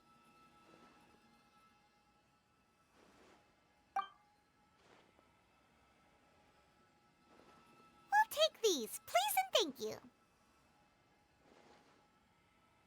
My oh my, you are blessed with a taste for both the exquisite and the extravagant. Customers like you are a rare breed. 1 in 100. No, 1 in 1,000 even. Listen, I have a special offer for you two. If you spend just 100,000 more, you can pick any knowledge capsule of your choice up to a value of 1 million Mora. Say what now? Hey, did you hear that? Spend another 100K and we get a capsule worth a whole million! But all the canned knowledge we just bought is easily worth 500,000 Mora. If we spend just a little more, we can get something worth 1 million Mora. Isn't that a fantastic deal? Think about it. We've gone to all this trouble to get this canned knowledge. And so far, everything we bought belongs to Alhaitham. Aren't you even the least bit curious about how this whole canned knowledge thing works? We're talking instant knowledge here. Don't you want to try it yourself? Come on, come on! We still have around 100,000 of Alhaitham's Mora left, so let's put it to good use by finding something useful for you. Ahem, you've got a deal, Dory! We'd like to spend an extra 100,000 Mora. Excellent! Then please, select from this fine collection of canned knowledge over here.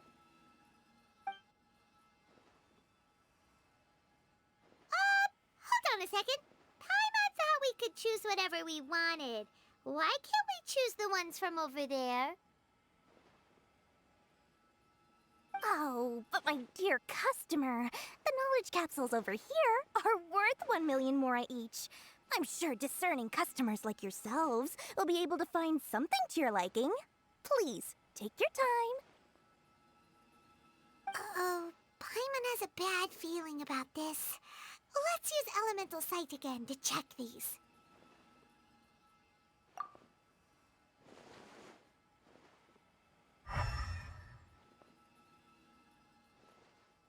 So, what did you see? So, they're all worth about the same amount?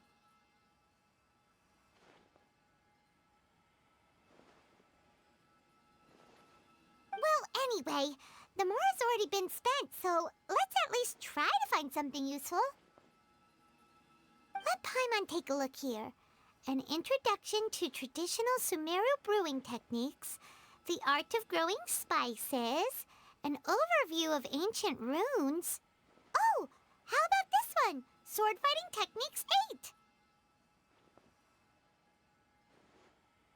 Not sure we'd ever find volumes 1 through 7, but at least this knowledge should be useful, right? Let's go with this one. Dory, we'll take this one. All right, very good. I'm expecting some new goods in the next couple days, so be sure to check back again soon. Whether it's canned knowledge or anything else you need, bring your mora to Dory and doors will open. Our dealings with Dory went smoothly enough. Let's head to Wakala Funduk and meet up with Alhaitham. Hopefully now he'll finally tell us about what the Academia lost.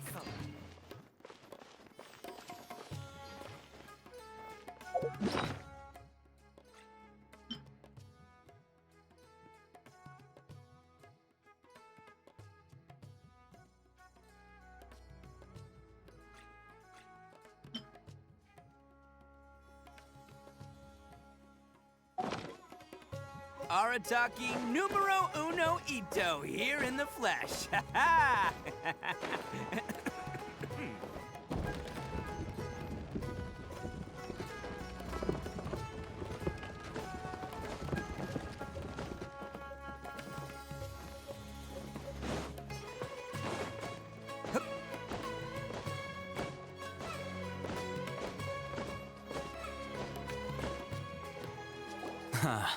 You two made it.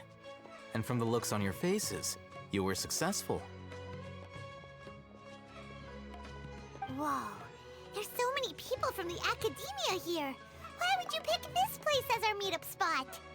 Well, Wakela Funduk is under the Academia's control, so naturally the Academia has people working here. I came to Port Ormos under the pretense of conducting official business. You're a pretty daring guy.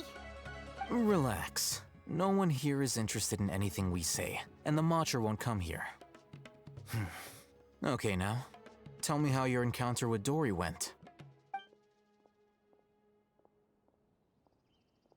Okay, we did what you asked. So, can you tell us about the knowledge capsule that the Academia lost now? Before that, I have to ask.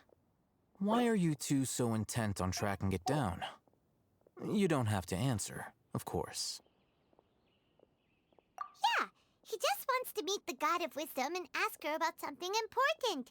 We've been in Sumeru for a while now, but we still haven't found a way. When we heard that the Academia had lost something that might be related to the gods, we came here in case it turned out to be our lucky break. In that case, you're on the right track. A short while ago, the Academia lost a knowledge capsule in the desert. It's supposedly a divine knowledge capsule. Use it, and you'll gain the wisdom of the gods. Wow, there's really such a thing as that? Hey, if we find it, do you think we could learn how to meet the Dendro Archon? Ooh, or how to find your sister? I highly doubt it has any mystical properties, but it does indeed exist. And it's right here, in Port Ormos. So, where exactly? That's what we need to find out next.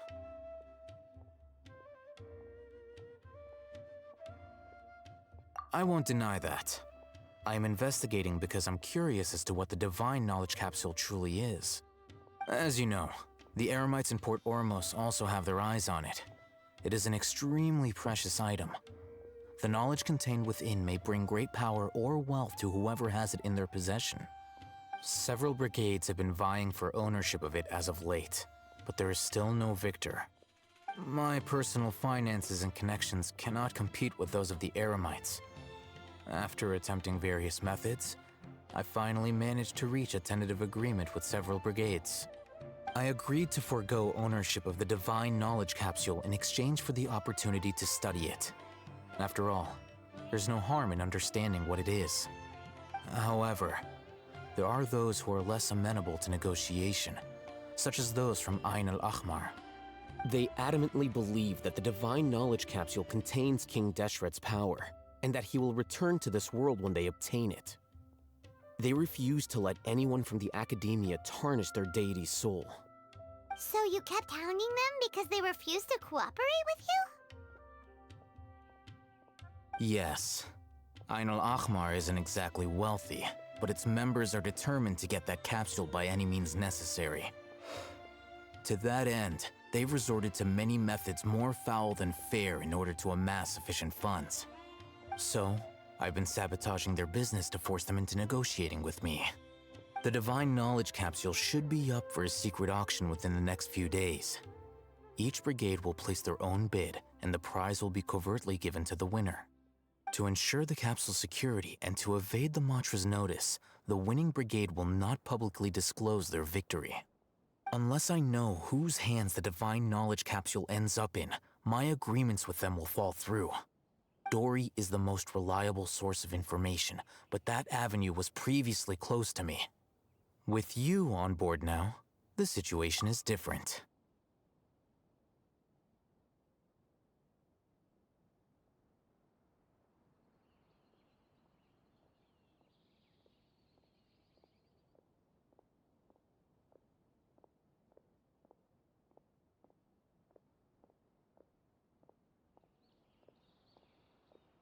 In other words, you wanted us to befriend Dory so you could find out where the Divine Knowledge Capsule is. Yes, you can say that. But this arrangement harms none of us.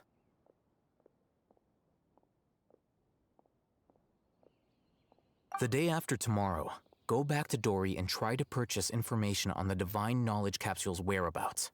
If she has no information, wait 2 days and approach her again.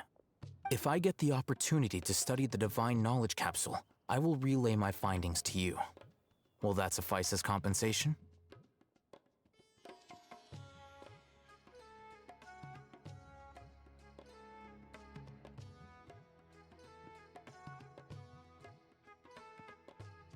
Okay, then we'll meet up in 2 days. Hatham, before you go, we actually bought a knowledge capsule for ourselves, but we're not sure how to use it. You two want to try using a knowledge capsule? Sure, I can teach you. Doing so right under the Academia's nose is a bit problematic, though. What do you say we head to the outskirts of town?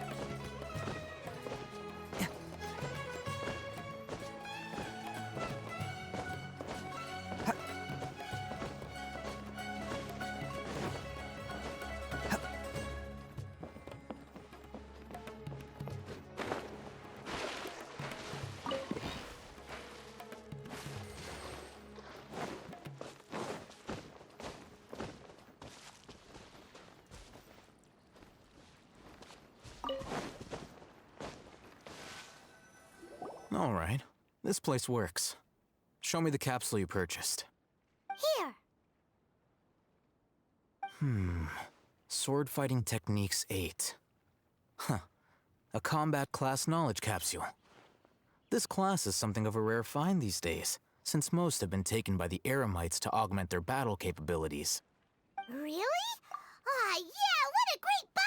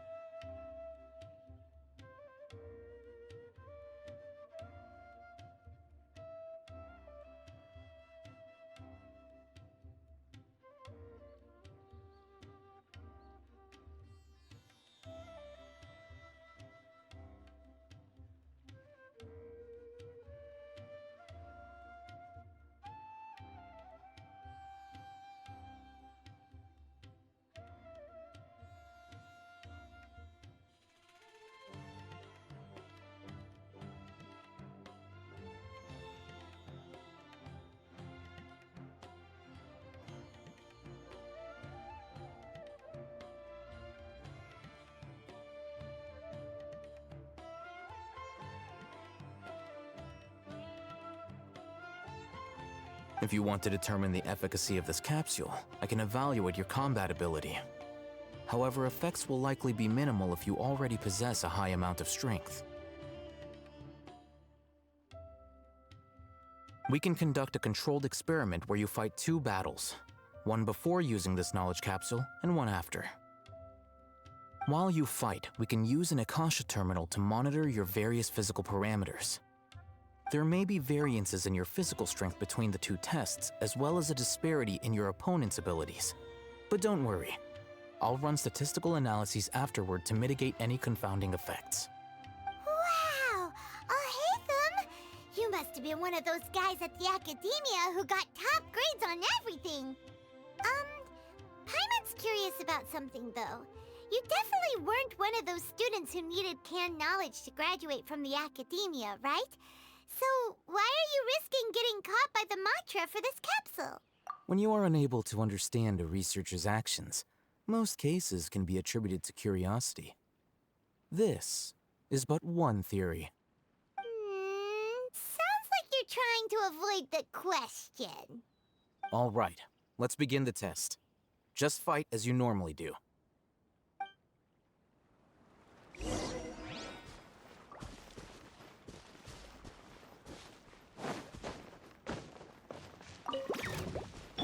Steadiest. Let's roll! Ha!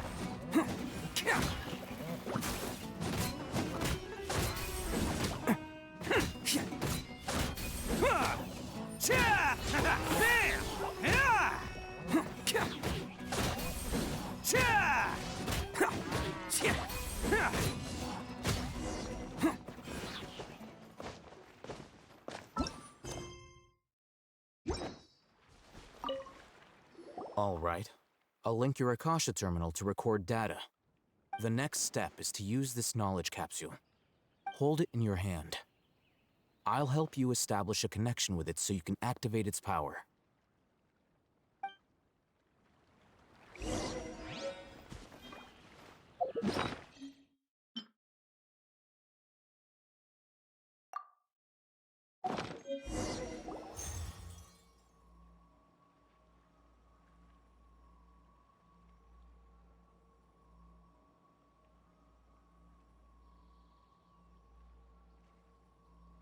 Hey, how are you feeling? You mean that it worked? All right. Time for round 2. fight with the same composure as before.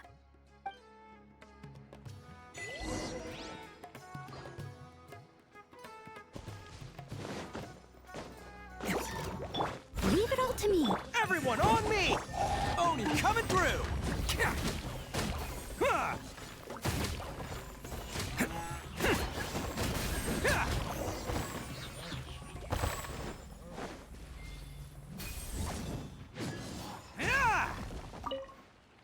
Now, I'll start recording data again.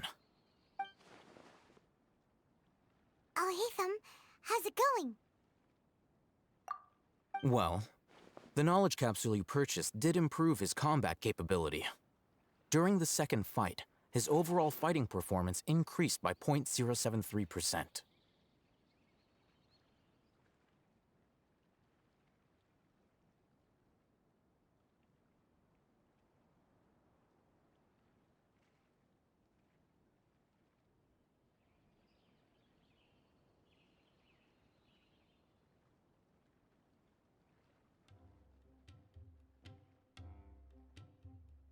Wait, how much?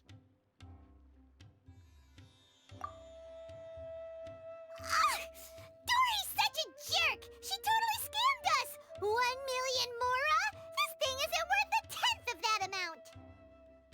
Of course, this could be because he is so powerful that the capsule's contents were unable to produce a substantial increase. At the very least, this test allowed me to gain more insight into you two. Our deal seems increasingly worth my investment. I'm heading back to Akela Funduk. I await your response in 2 days' time.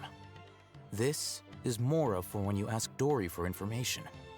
Pay her as much as she requests.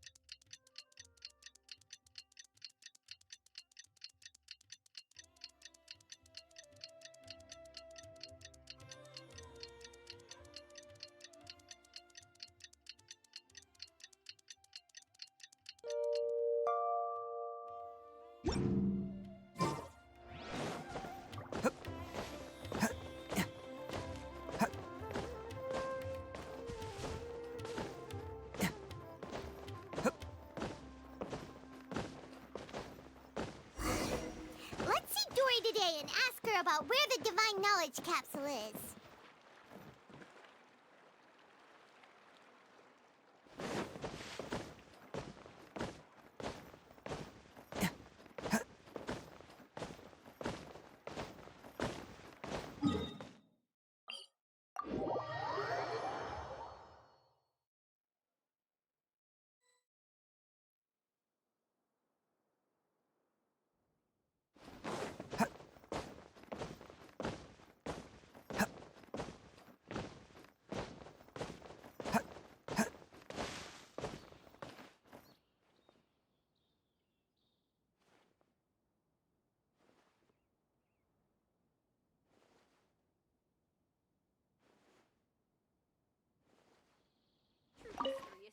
Here, over here! Welcome back, my loyal patrons. What can I do for you this time? You name it. Can knowledge, supplies, or anything else you need. I'll find a way to get it. Where there's a waterfall of Mora, there's a way.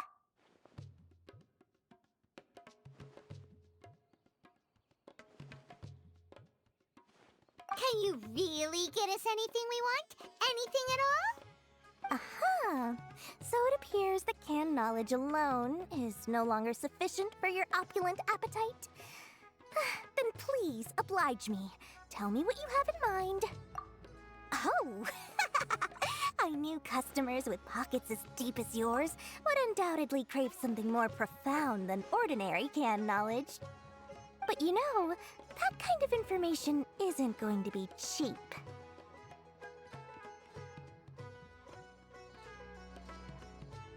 After all, I had to work really hard to weasel my way into the auction site. Not to mention that if anyone found out that I was the leaker, I would be in big, big trouble.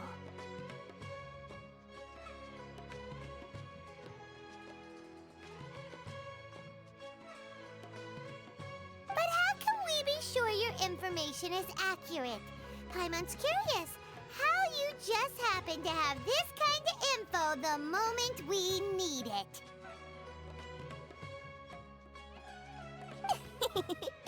Because to me, anything of value is what I consider to be my supply.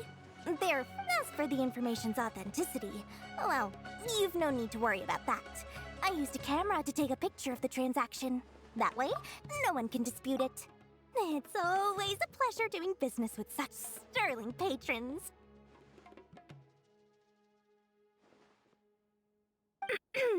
Now that you've paid in full, here's the scoop.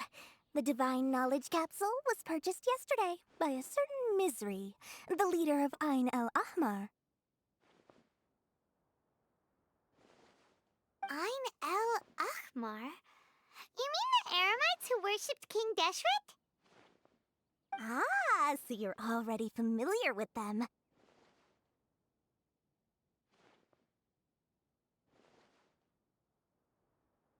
The group has done everything in their power to obtain the Divine Knowledge Capsule. After all, they believe it contains the power of King Deshret.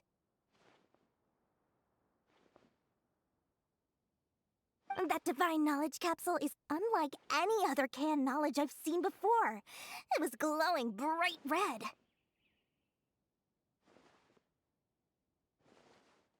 The capsule is clearly visible in the picture I took. You can look for yourself.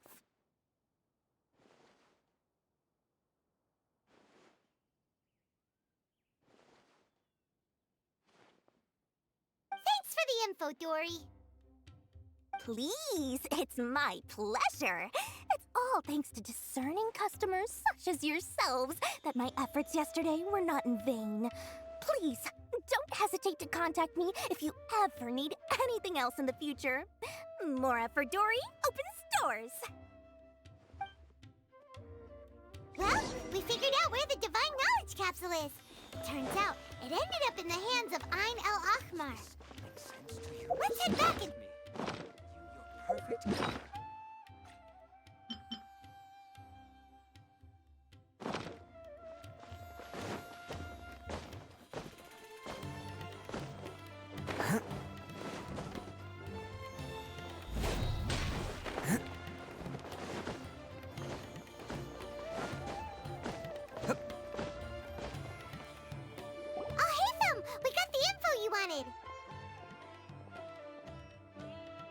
Really? All right. Let's hear it.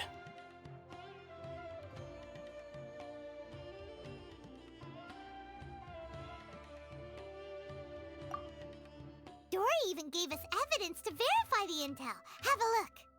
Huh, look at that. Clear as day. It must have taken some guts just to infiltrate the scene of the Eremites' transaction. But then to get close enough to take a picture like this. Bold move, Dory. Very bold move. All right. The person in this picture is indeed Misery, the leader of Ain el Ahmar. And the glowing red capsule he's holding appears to be the Divine Knowledge Capsule. In which case, if we play our cards right, when we confront them next week, we should be able to force them to show their hand. At first, Paimon didn't get why you were provoking these Ain el Ahmar guys. But now, it sort of makes sense. Everything's playing right into your hands. After we defeat them, we can finally have a serious talk with their boss and get them to lend us the Divine Knowledge Capsule. Thank you for your time and efforts. Take a few days off while I make some preparations. Let's meet up again on the afternoon of the arranged date, 3 o'clock. See you then.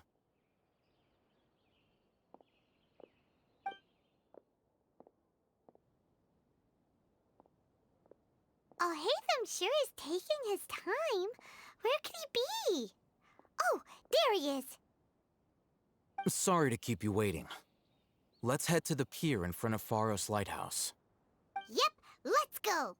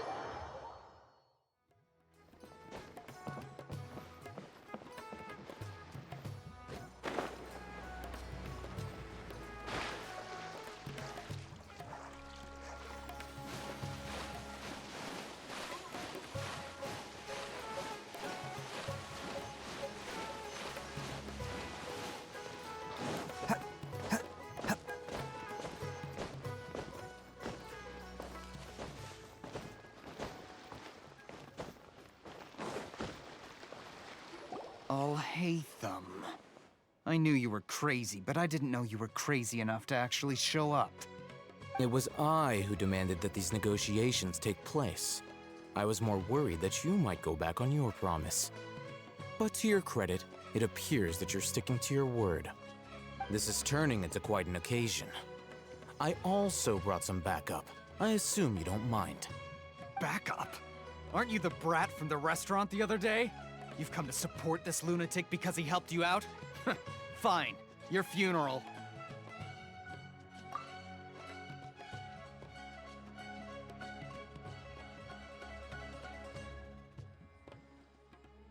I'm not going to mince my words.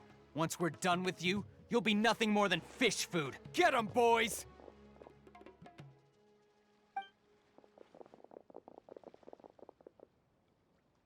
Uh-oh, here they come. Good luck, you two.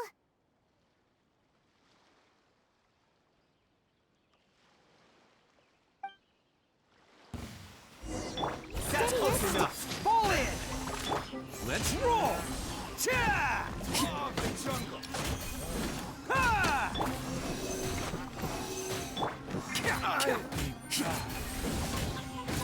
Cha! Bam!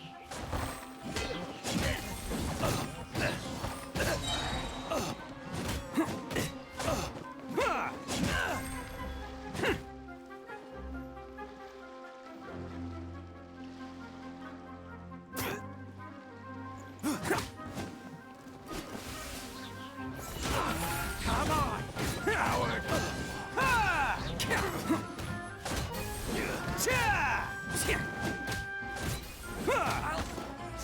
Attaboy!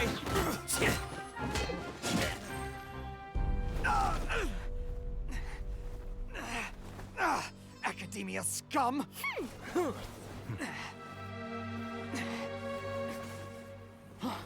Boss, finally! Did you use it? Great! Now we can...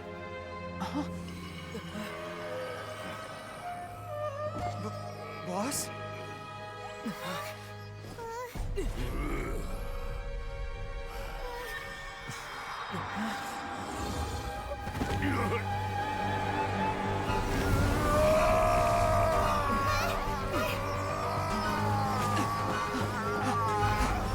Boss! Boss! What's wrong? What happened to him? We have to cut his Akasha connection, now.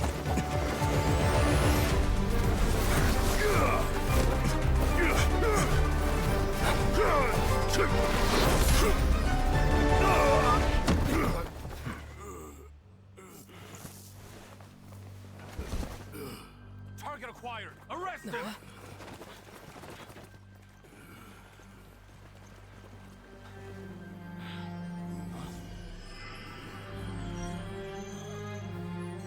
Do not impede our work. Is that understood, Al-Haytham?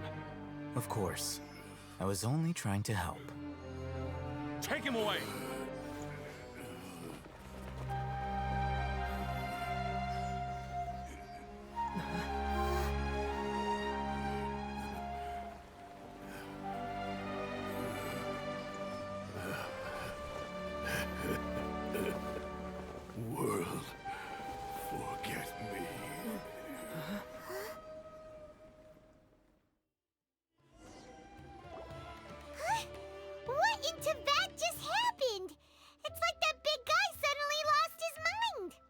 It looks like he used the Divine Knowledge Capsule.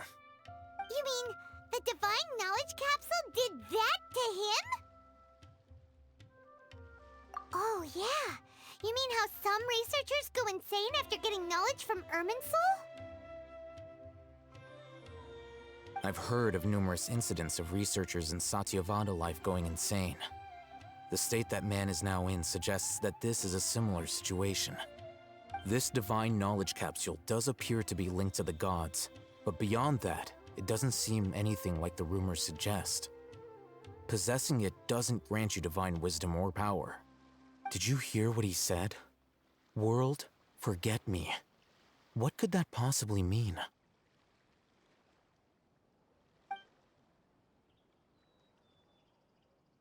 If the mantra took him away, then that means the Academia got the Divine Knowledge Capsule back too.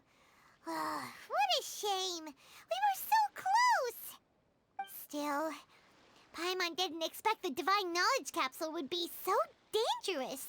Imagine if we tried to open it. Oh, who knows what would have happened to us? As things stand, there is no reason for me to remain in Port Ormos.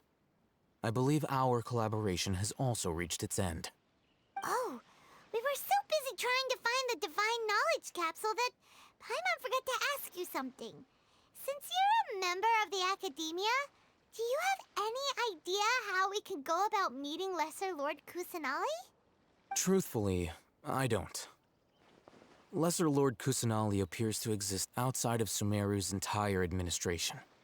Most of the time, you wouldn't know she exists at all.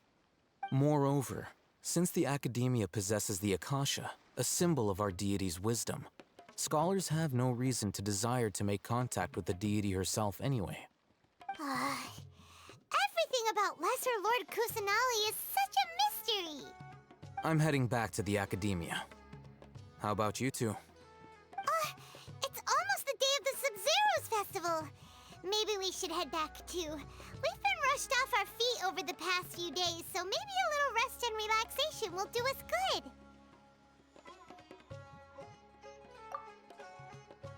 Then we'll part ways here, Alhaitham, until we meet again.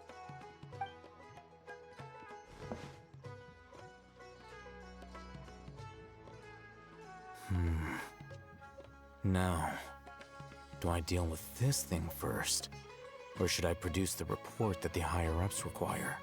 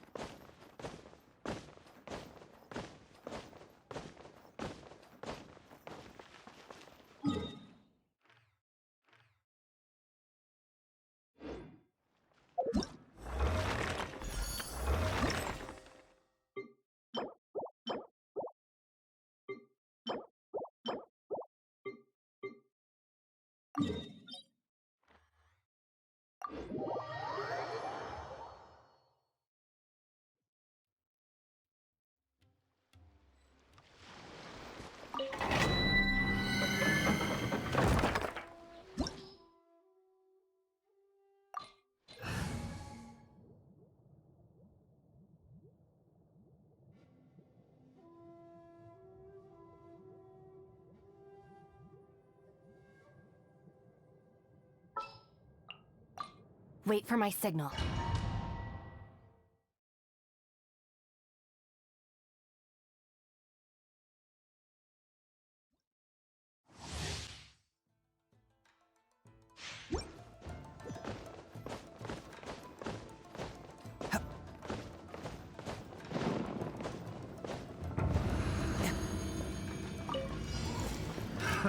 Another. I must leave no Charge! Get with me! Press the advantage! It's showtime! Bam!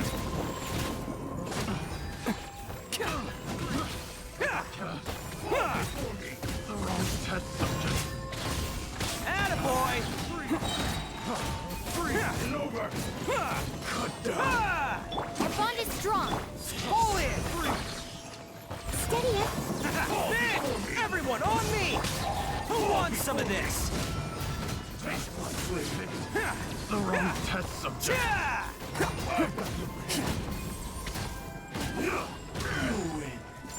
Attaboy!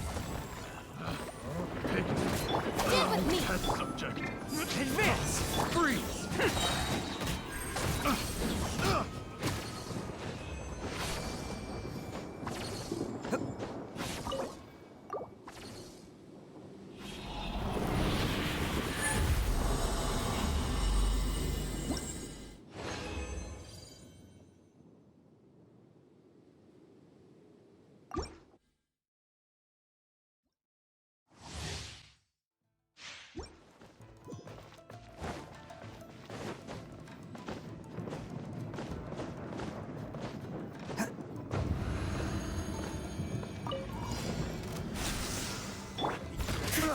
Charge! Rally!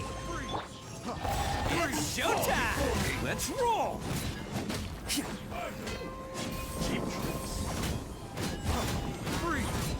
Ah! Bam! Ah! Can't catch me! Freeze. Leave it all to me! Advance! Press the advantage! Oh, coming through! Test subject.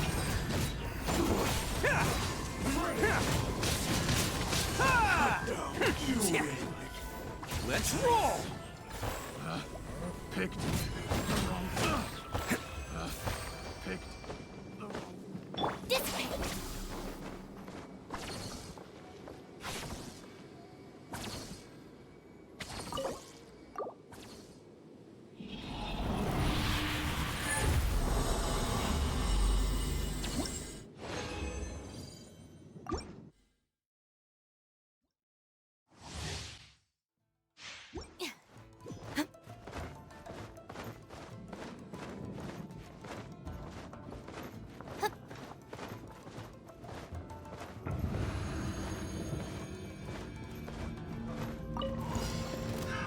Another test subject. Steady us! Stand with me! Rally! Who wants some of this? Another test subject. Attaboy!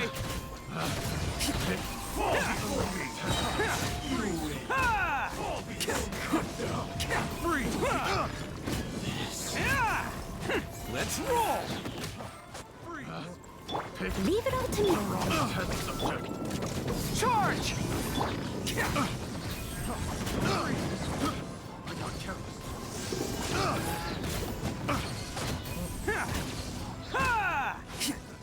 Another test subject. Freeze. Advance! Bam!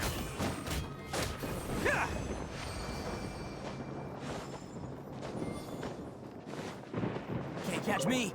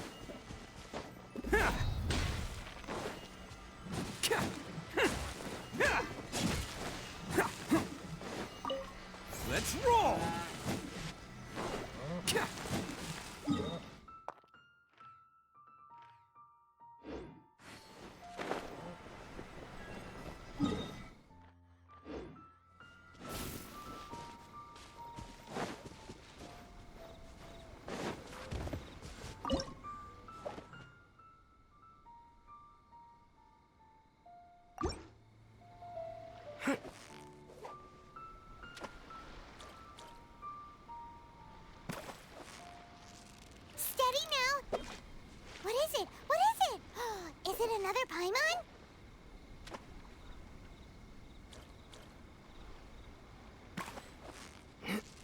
Victory is What is it? What is it? Is it another Paimon?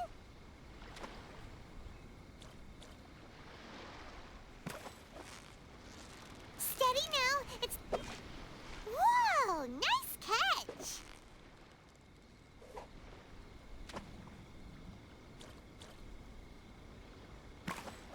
Yeah, you Whew, that was a tough fight.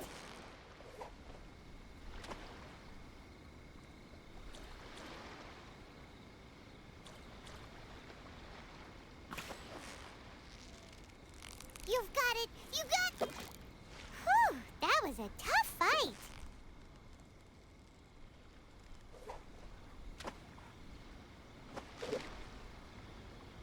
Yeah!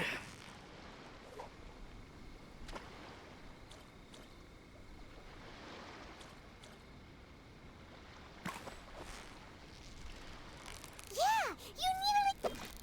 Wow, Paimon's stomach is rumbling already!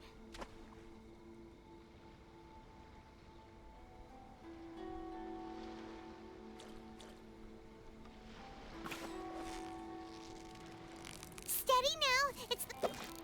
What is it? What is it? Is it another Paimon?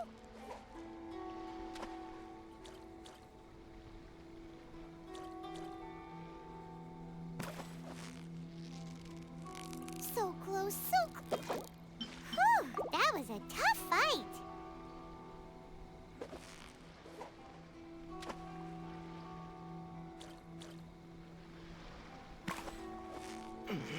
You've got it. Whew, that was a tough fight.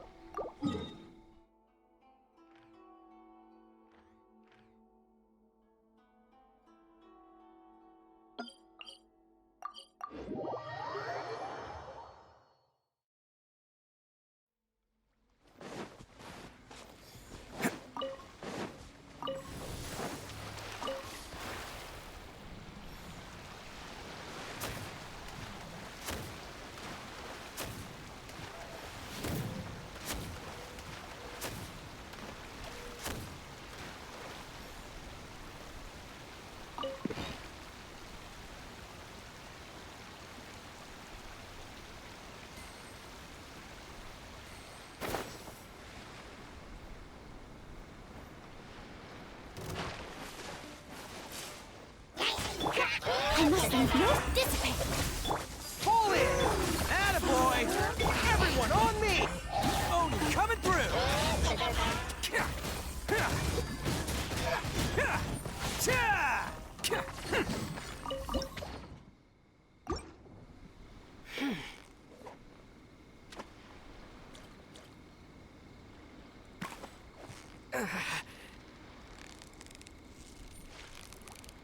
So close, so close. Stay cool.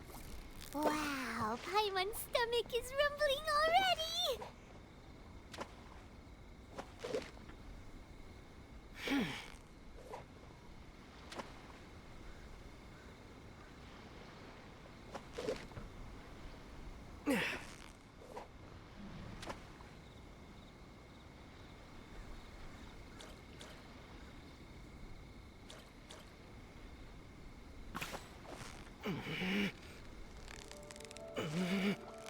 Victory is almost ours! Wow, Paimon's stomach is rumbling already!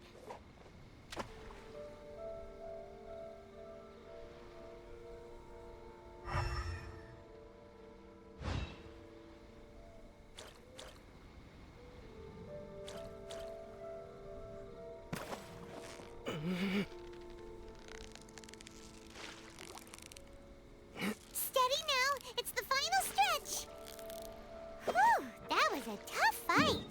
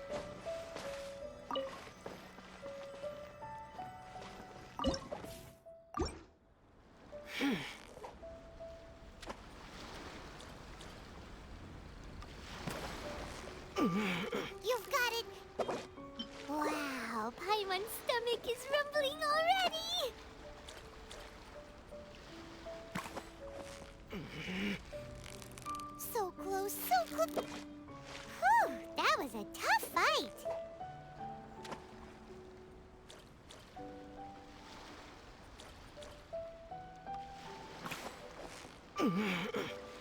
You've got it! You got...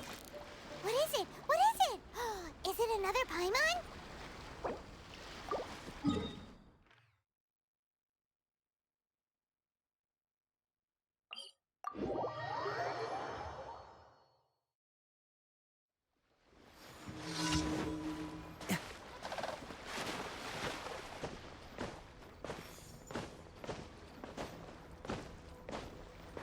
Can't catch me.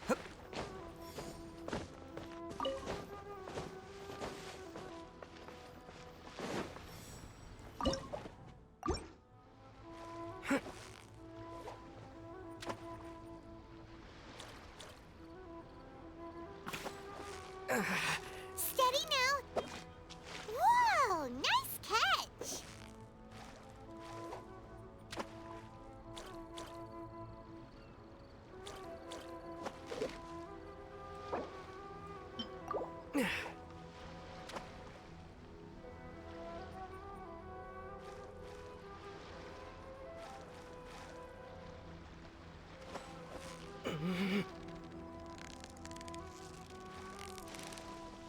So close, so close. Stay cool. Wow, Paimon's stomach is rumbling already.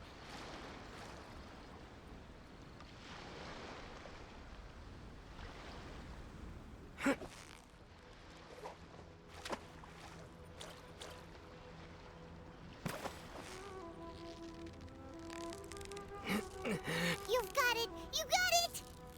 You made that look easy!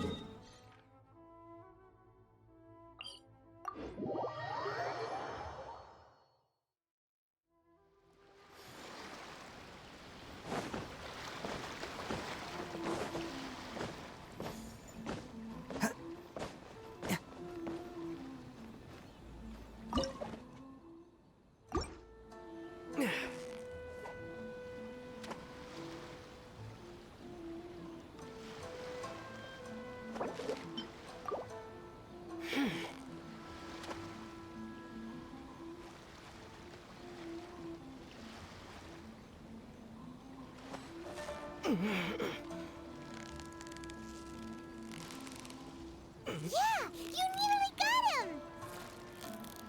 Whew, that was a tough fight.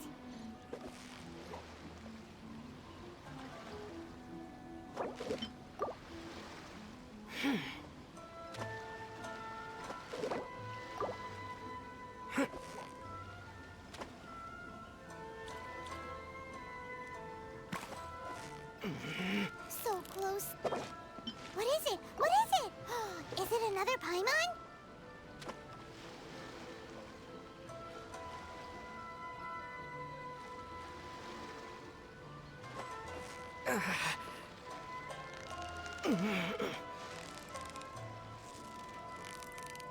You've got it! You got it! Whoa! Nice catch!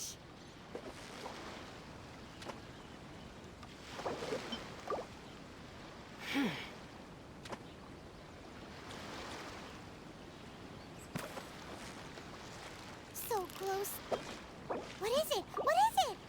Is it another Paimon?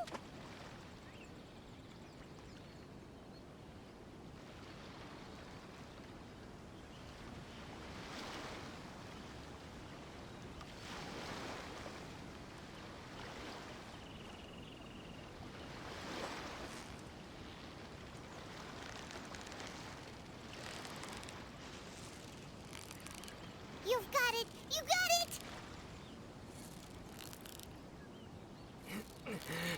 Whew, that was...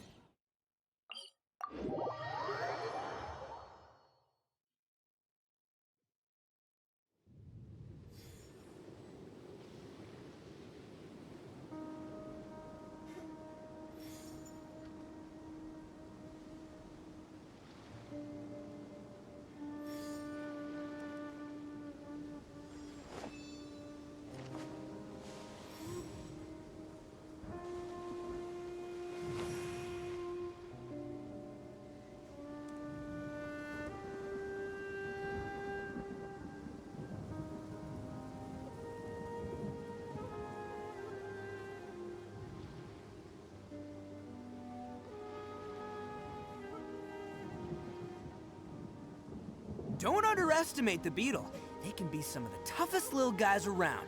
Yes, you can. Yes, you can. Want to know what's on this beetle's diet? Sweat and tears, that's what! That's how it gets stronger! I think we can all learn something from that.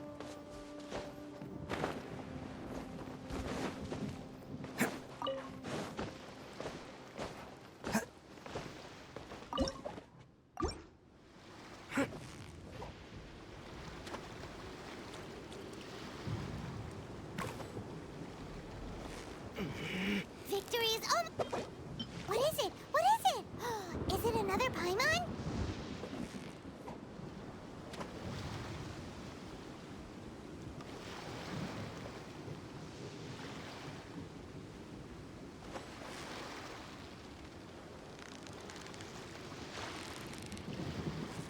So close, so close!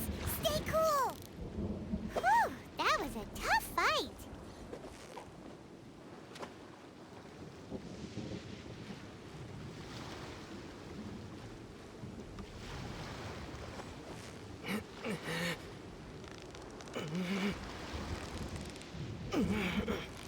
Steady now! It's the final stretch!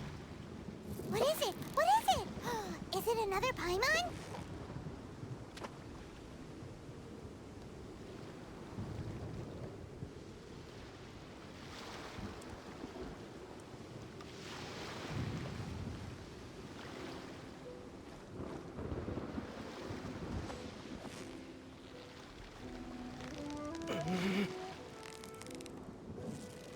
Yeah! You nearly got him! Whew! That was a tough fight!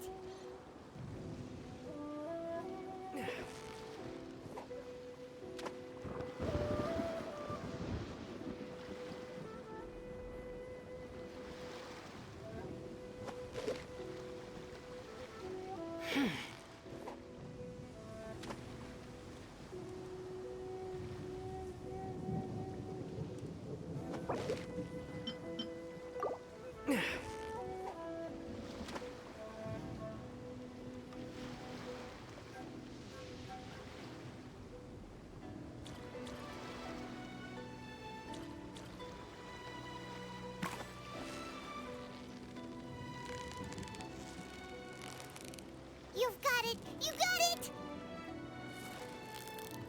Whoa! Nice catch!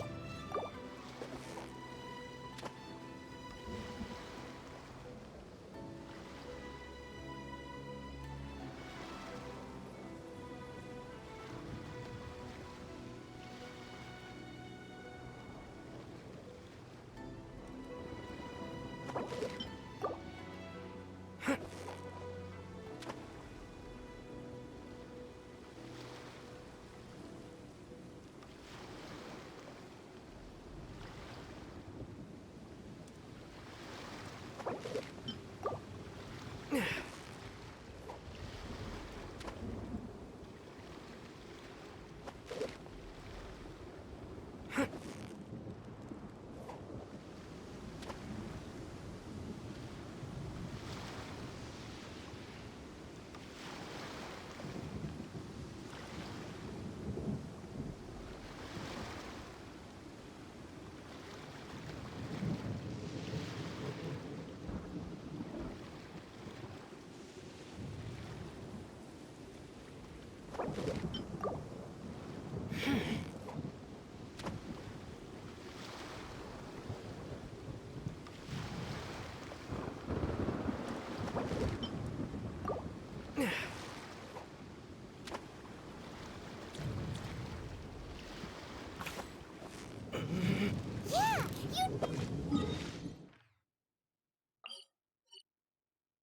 What is it? What is it?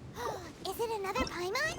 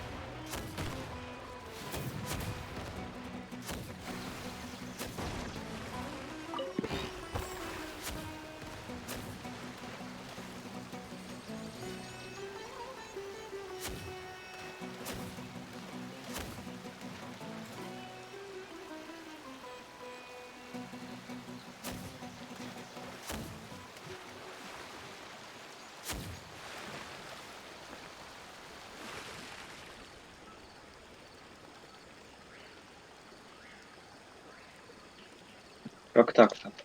Аронары воруют детей.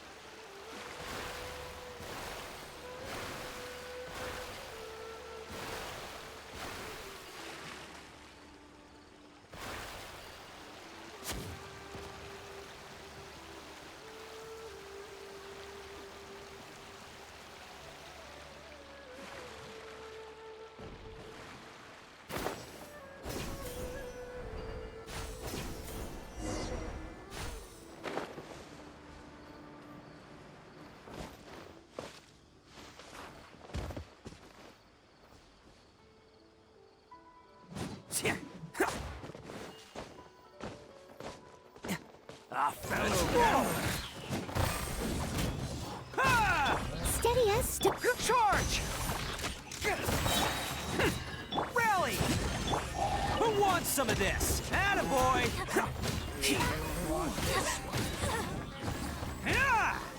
Can't catch me.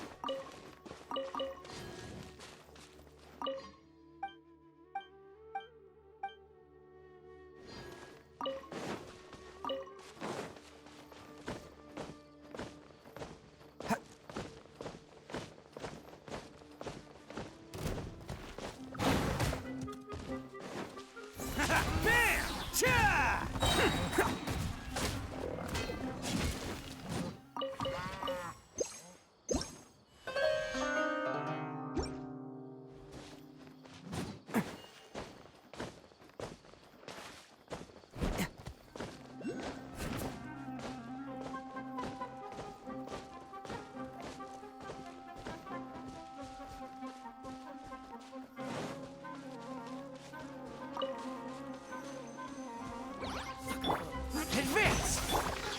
It's showtime!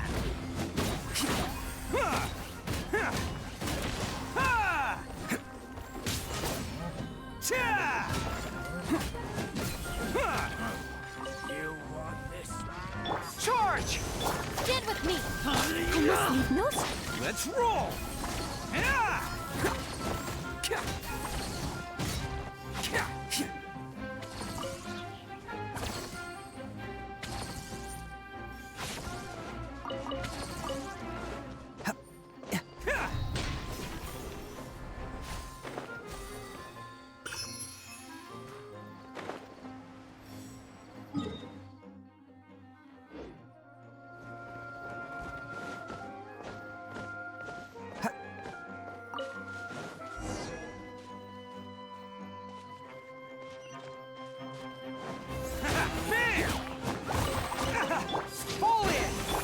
Steady as dissipate!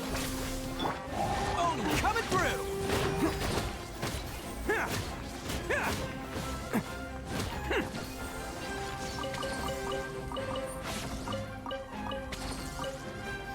Can't catch me.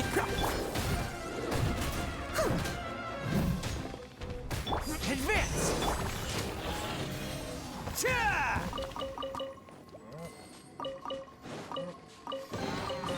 Hello, free money. Goodbye, working for a living.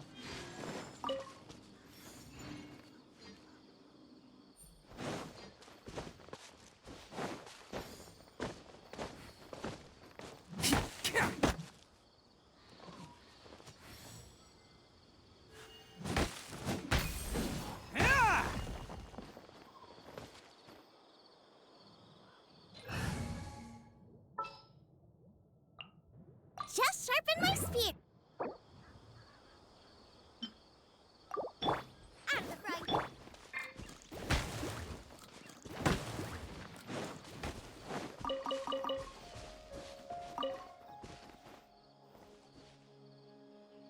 Мгм. Ну и что с этим делать? Мгм.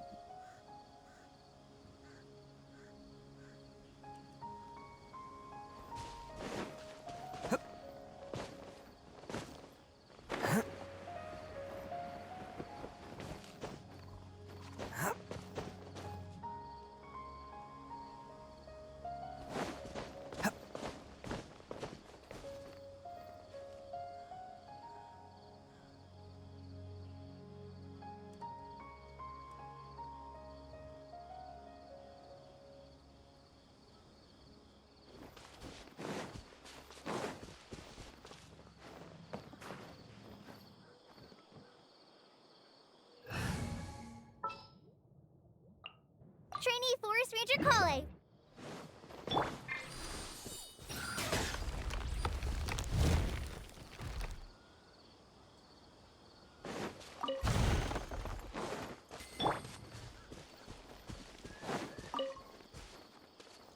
Я понял. Здесь обязательный элемент дендра.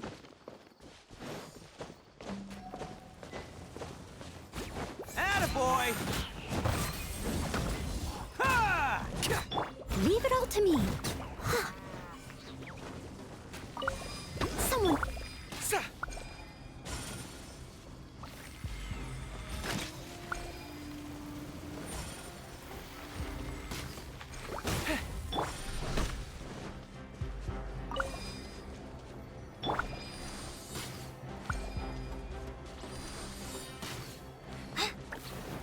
I must leave no stone unturned. Yeah.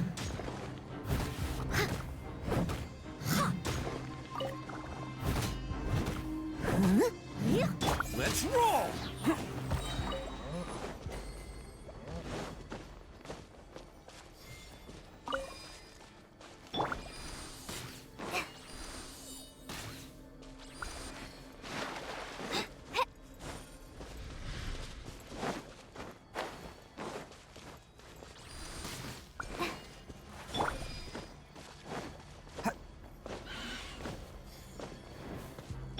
Leave it all to me. Press the advantage! It's showtime! Attaboy! Cha! Yeah!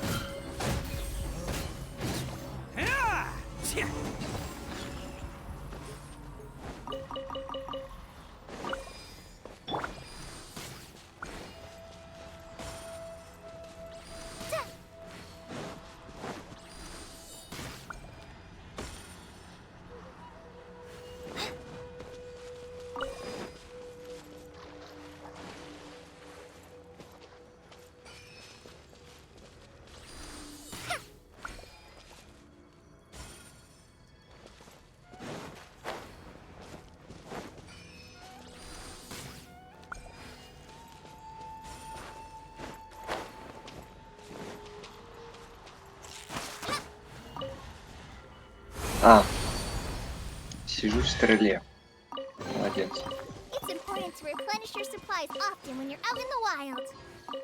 Что? По интернету вроде на месте. Что-то сейчас было.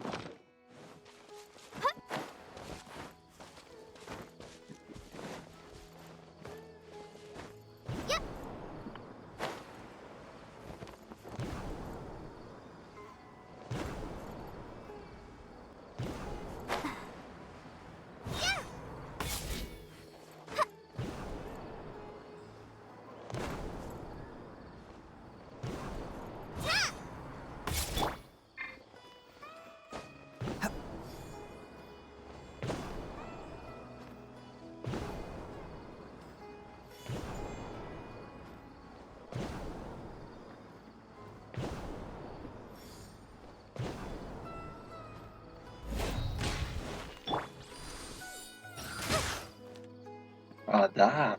То есть их можно заряжать. Ну, тогда возьмем все на What they do? Да, можно.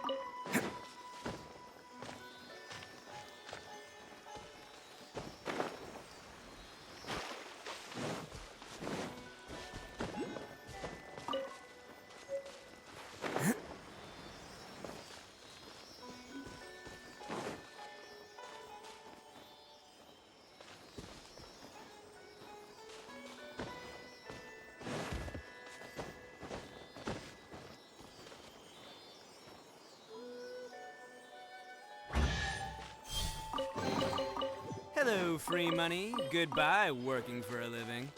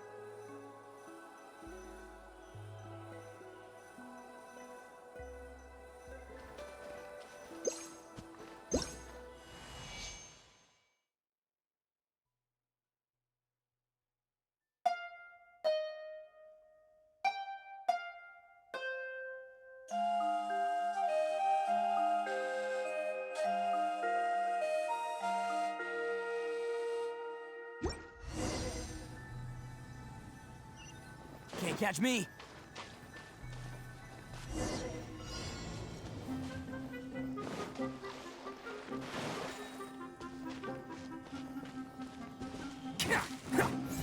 Bam!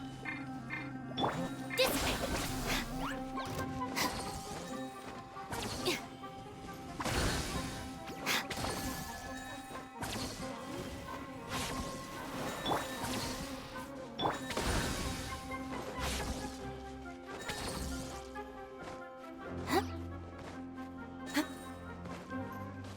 Stand with me!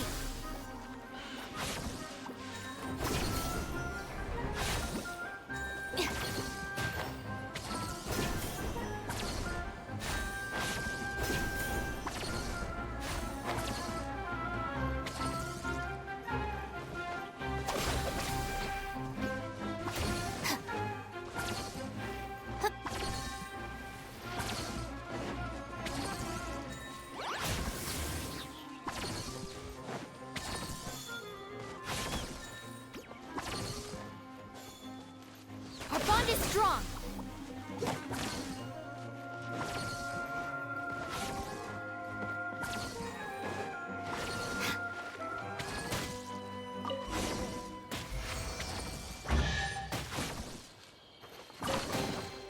Every little bit counts.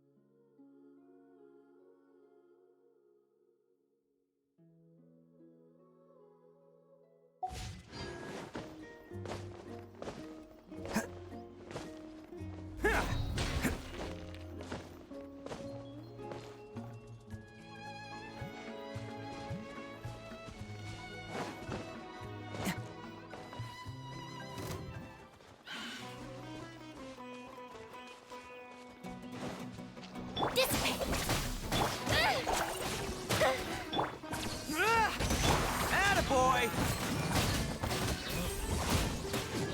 Ah!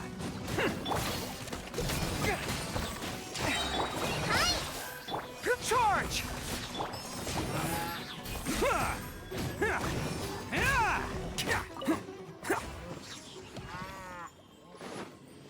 Can't catch me!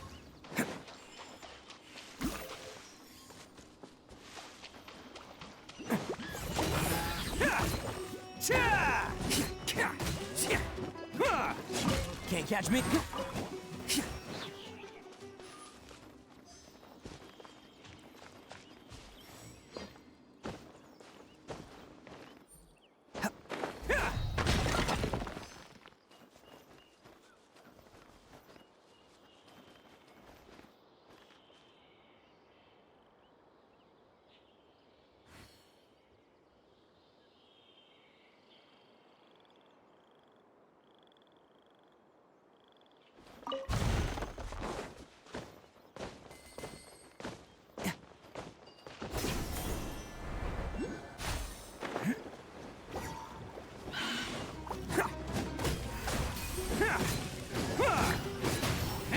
Let's roll! Ha! Full rally! Oh, coming through! Ha! Ha! Cha! Ka! Ka!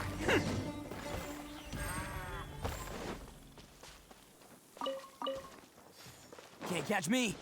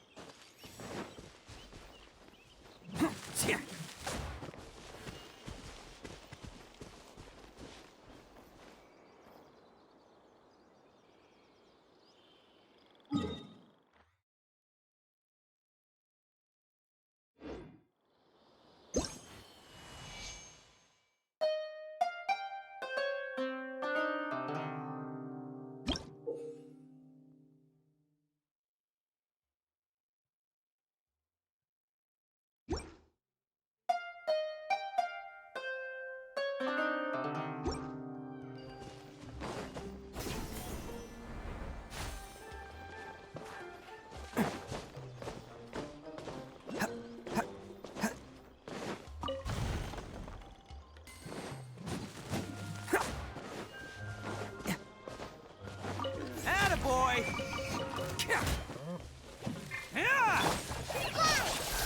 Pull it! Our bond is strong. Let's roll!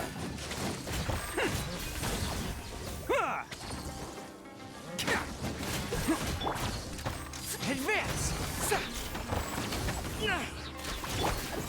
Bam! Press the advantage! Who wants some of this?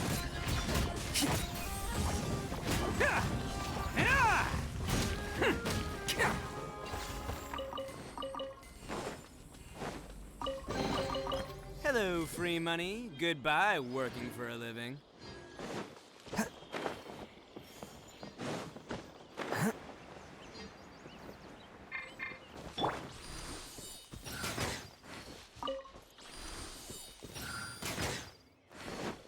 Let's roll! Stand with me.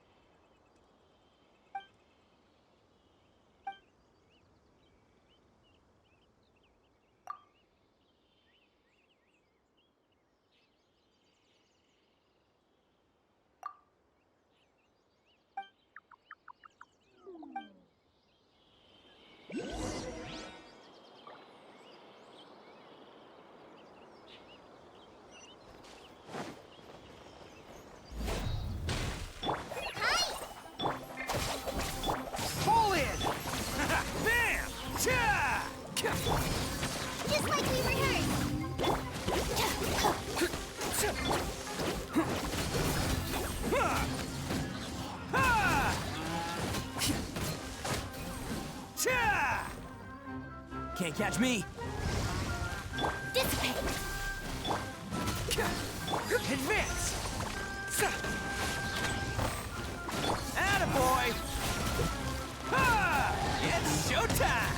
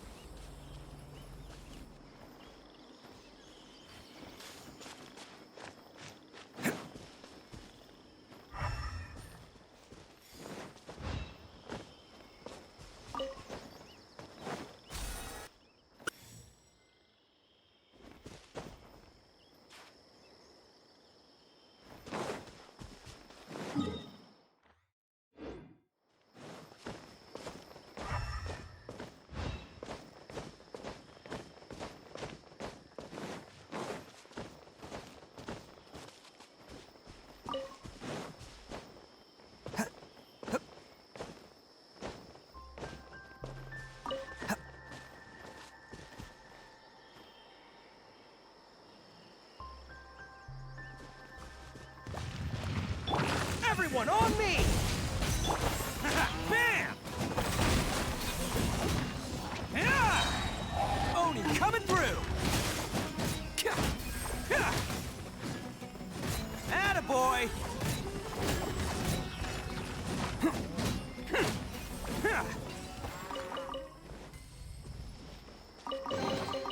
Hello, free money. Goodbye, working for a living.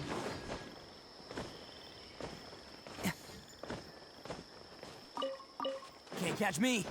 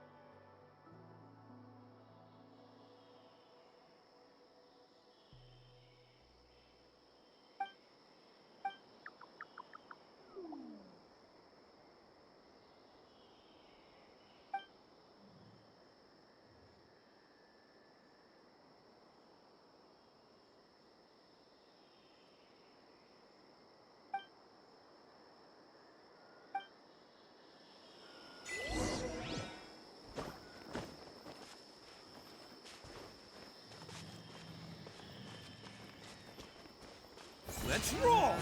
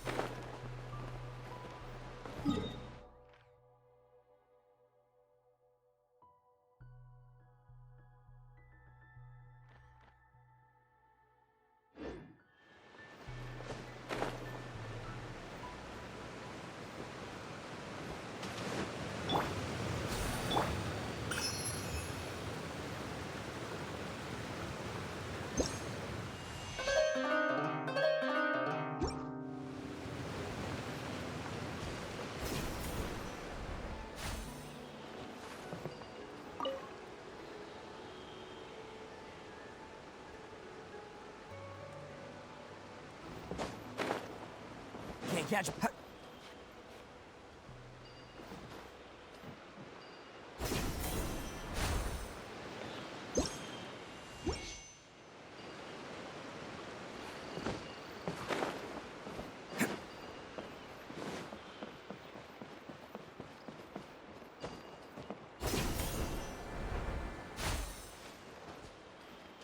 Can't catch me.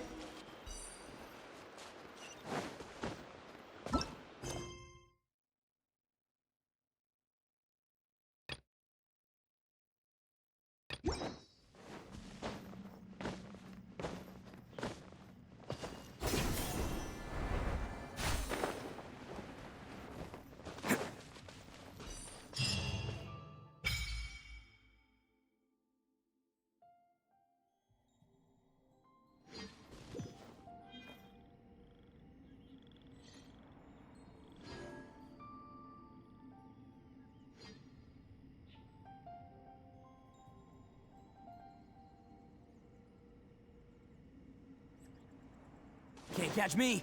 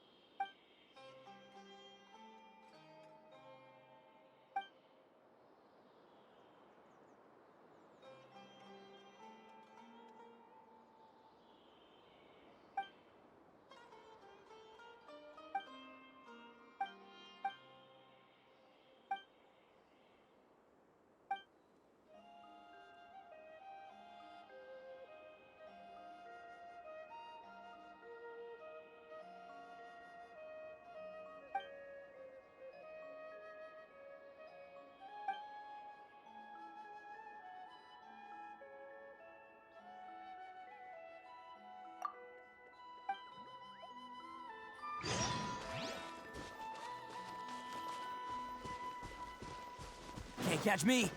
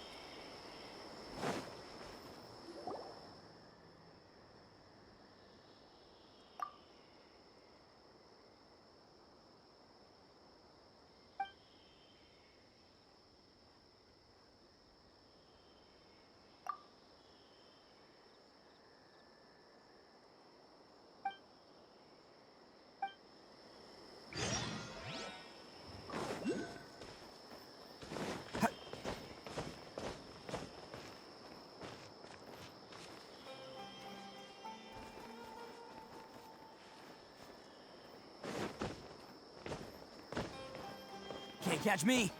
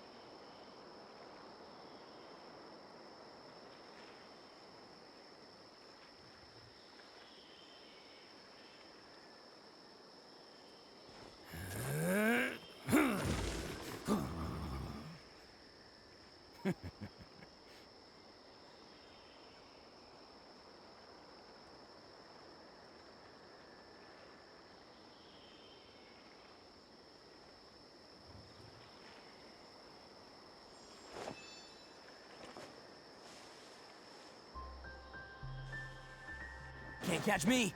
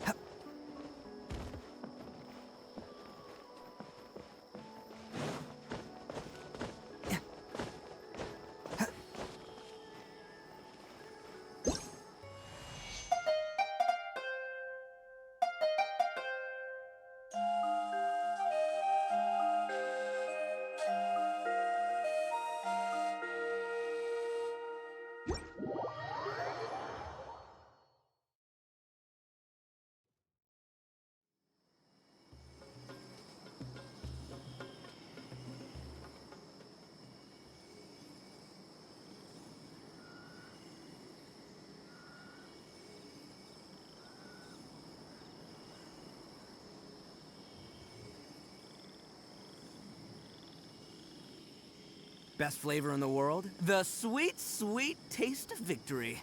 And that's why I've never spent a single more on any of my snacks. I've won them all, fair and square.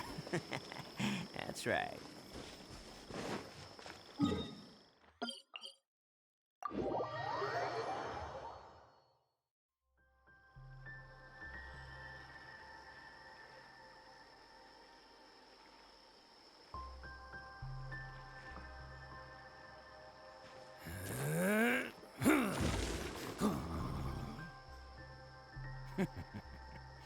Can't catch me!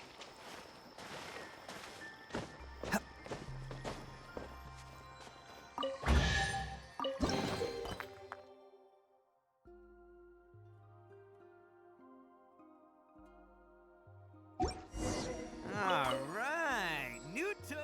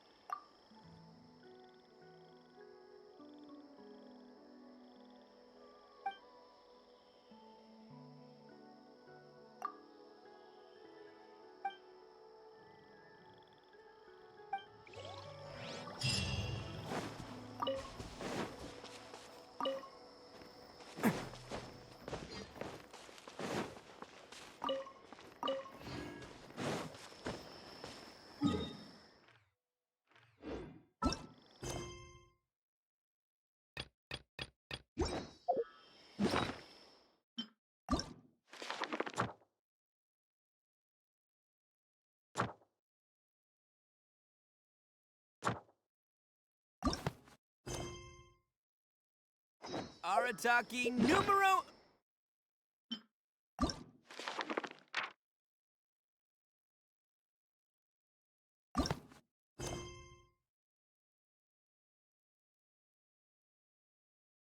Uno Ito.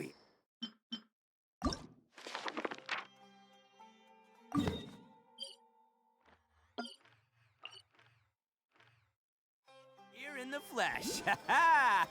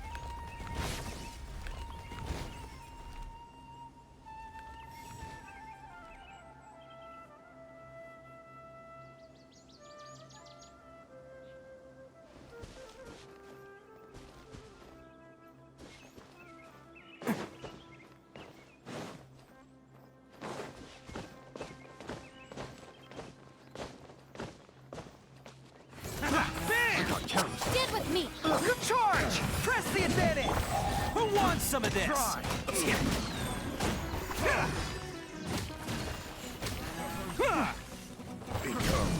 Can't catch me! Should.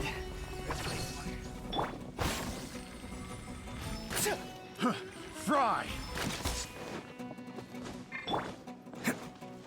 Attaboy! Picked the wrong test subject.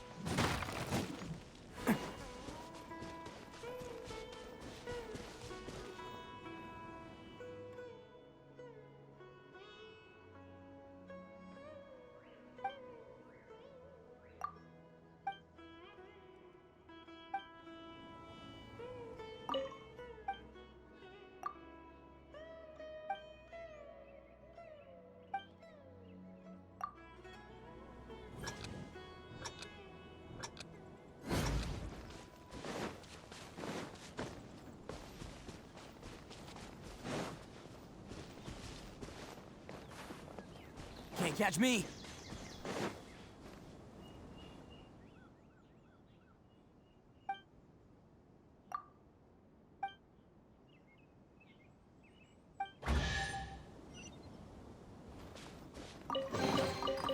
Alright, new toys for the boys!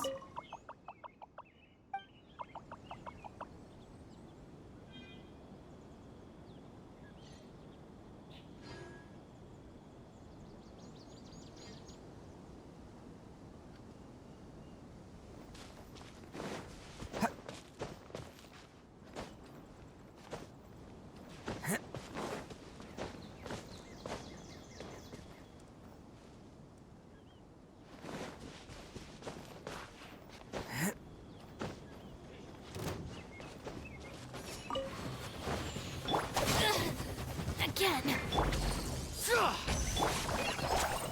Rally! It's showtime! Bam!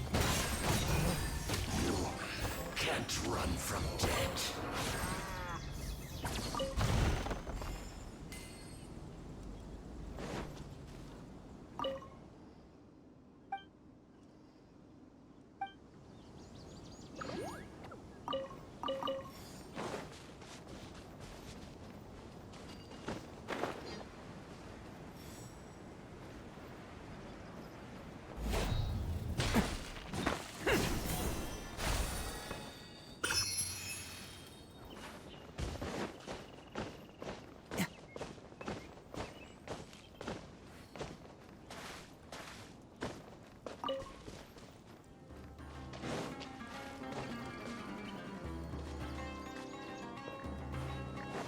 Let's roll!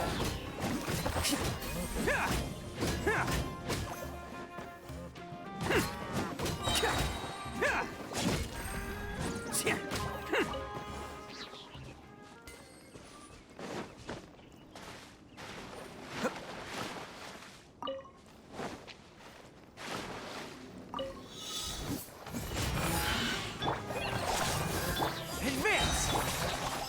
Press the advantage! Who wants some of this?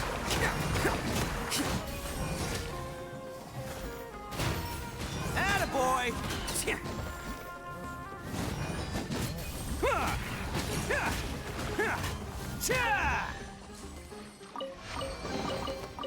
All right, new toys for the boys.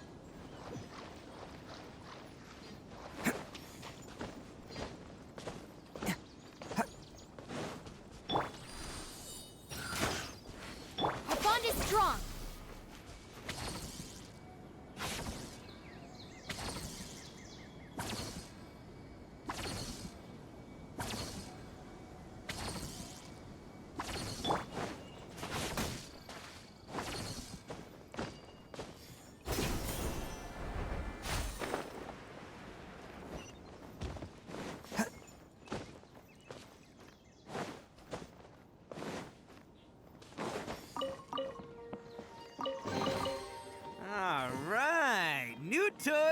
boys!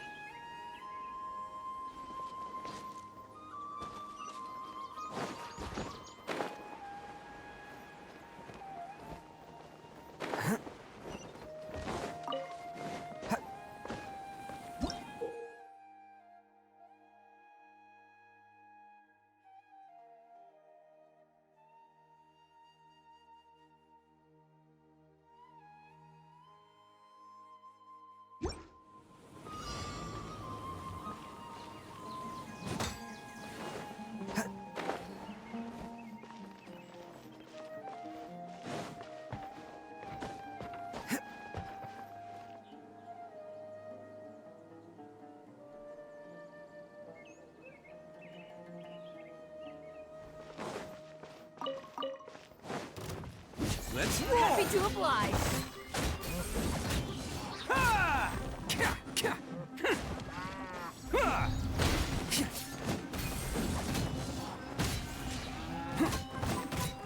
Neat. Ha! Cha! Ha! Kya. You won this one.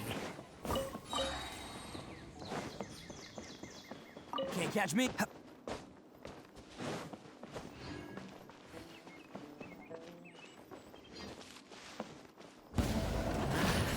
Man! Hunting. Charge!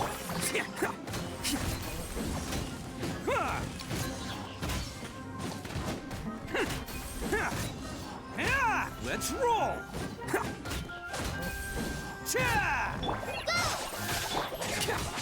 I'll be back.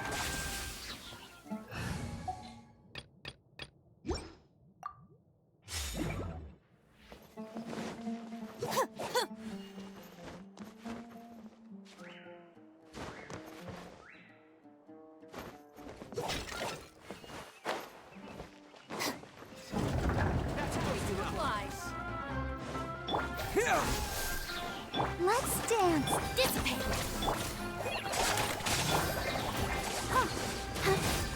I'll be back. Scatter! Oh, right? How heartless.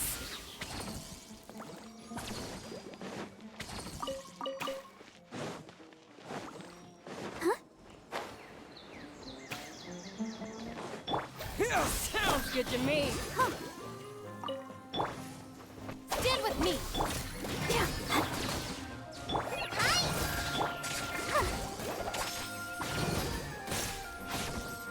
How heartless.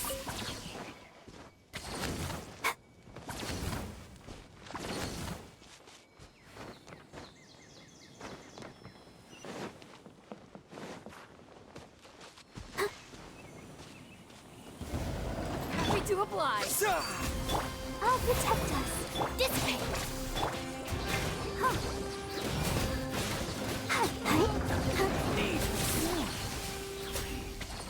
Go, Barbara, go!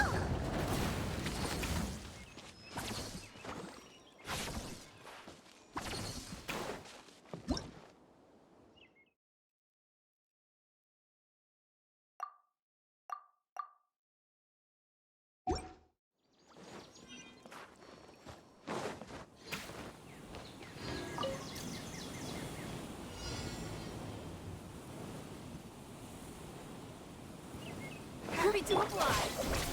Try this on yourself!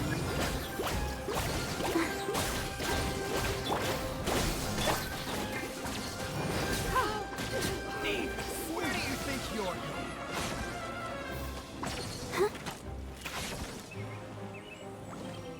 Go, Barb!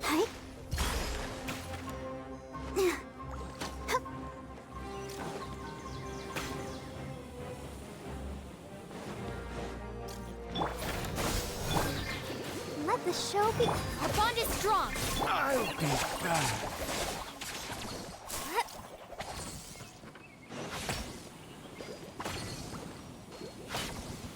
Happy to oblige. Welcome. Scatter! Stand with me.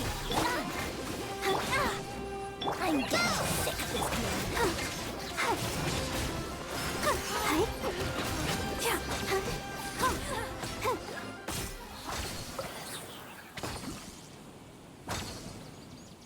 are not welcome here. Propagate! Our bond is strong, just like we rehearsed.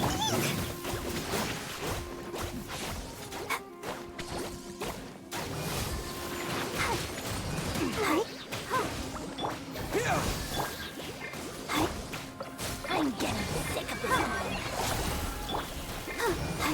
Stand with me. Pulverize!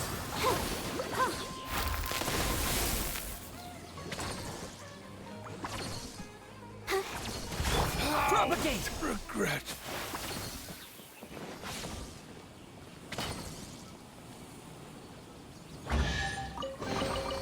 A reward on the road.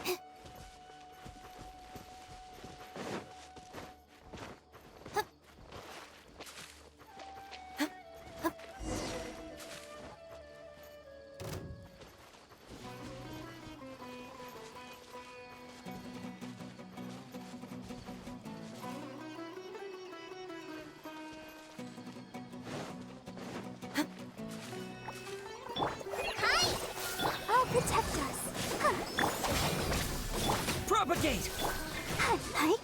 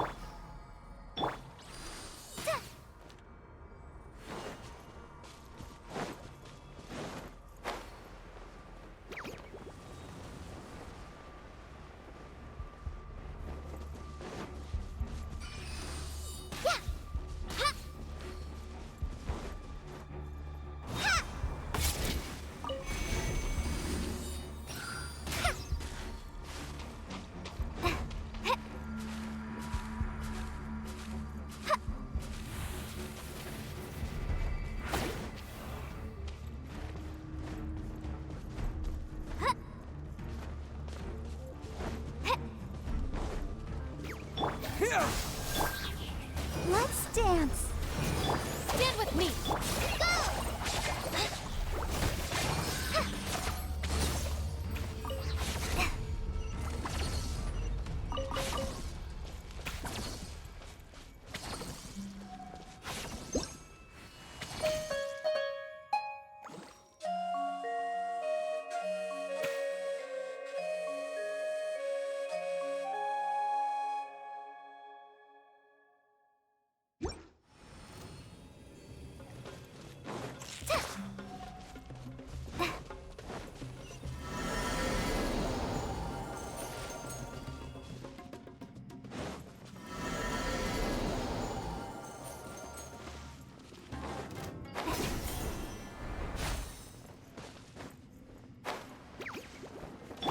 Scatter!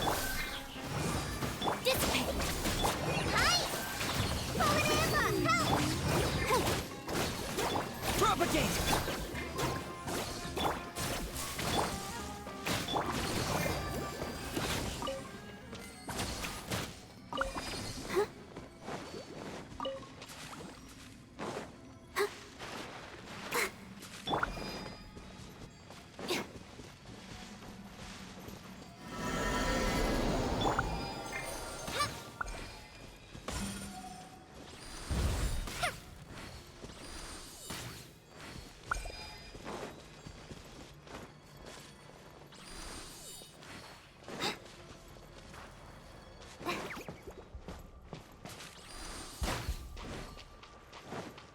Our bond is strong. Let the show begin.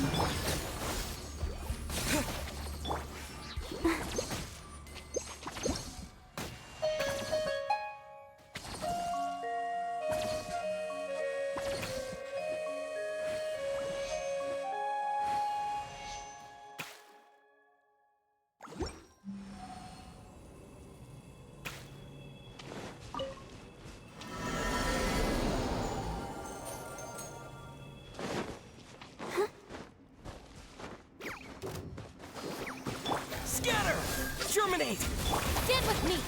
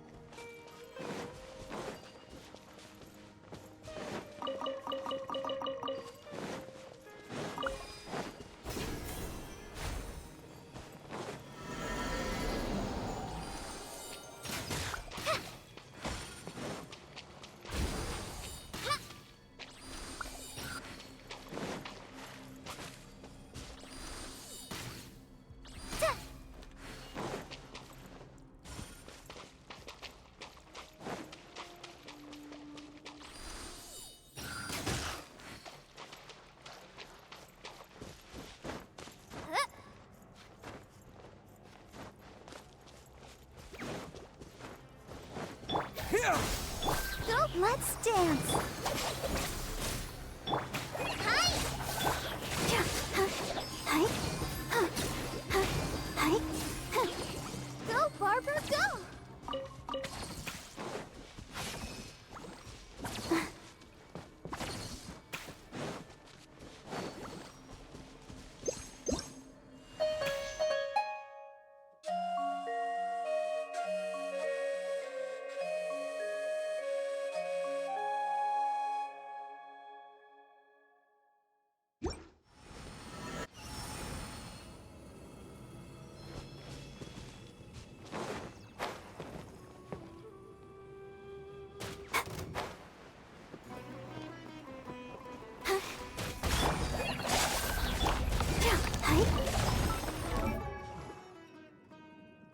I want.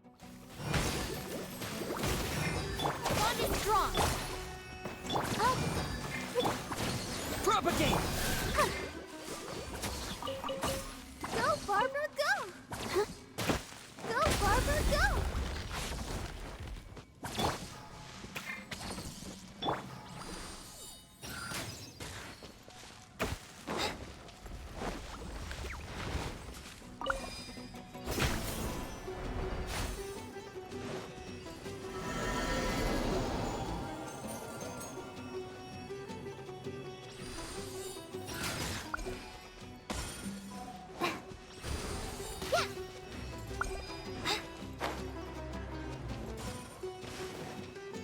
Scatter! Spring forth!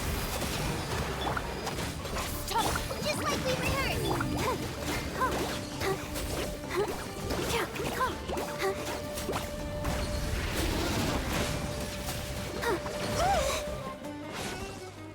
Propagate! Stand with me.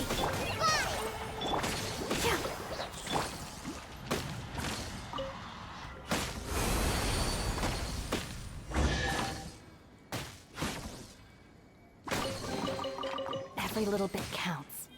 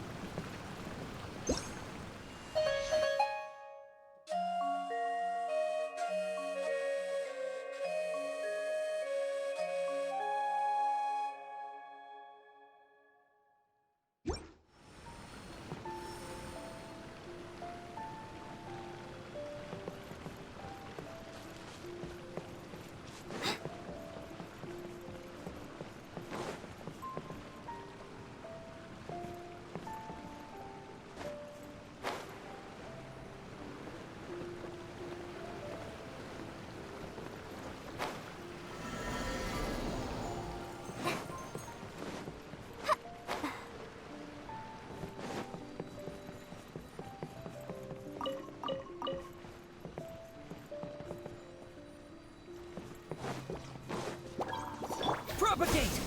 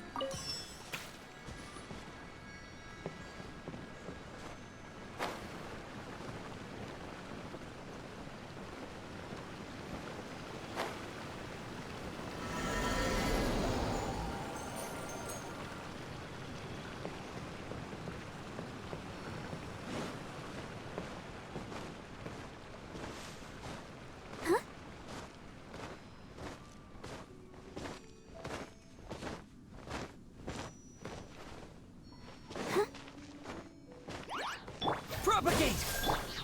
Let the show begin.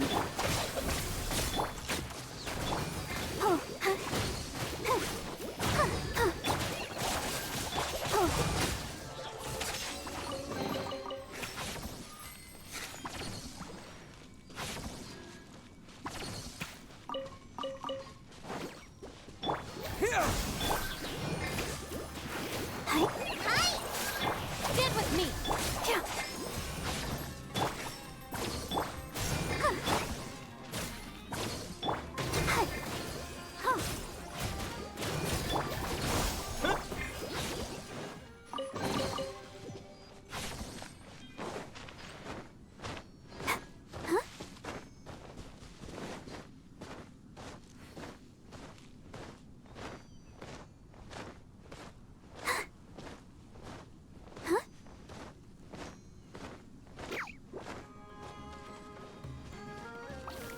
Scatter!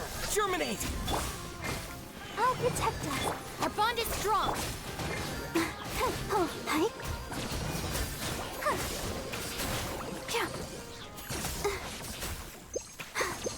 I'm fine.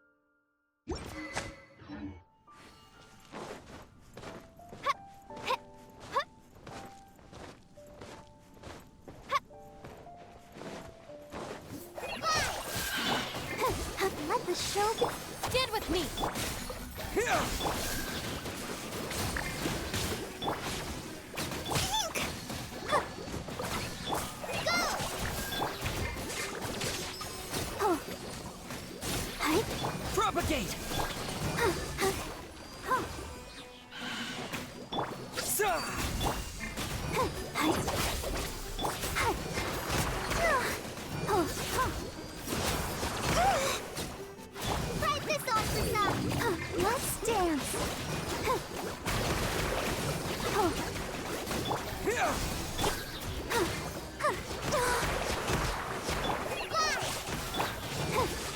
Dissipate. Propagate!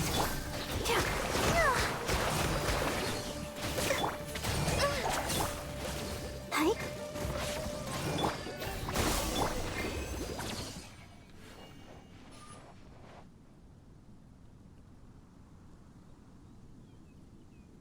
Go, Barbara, go!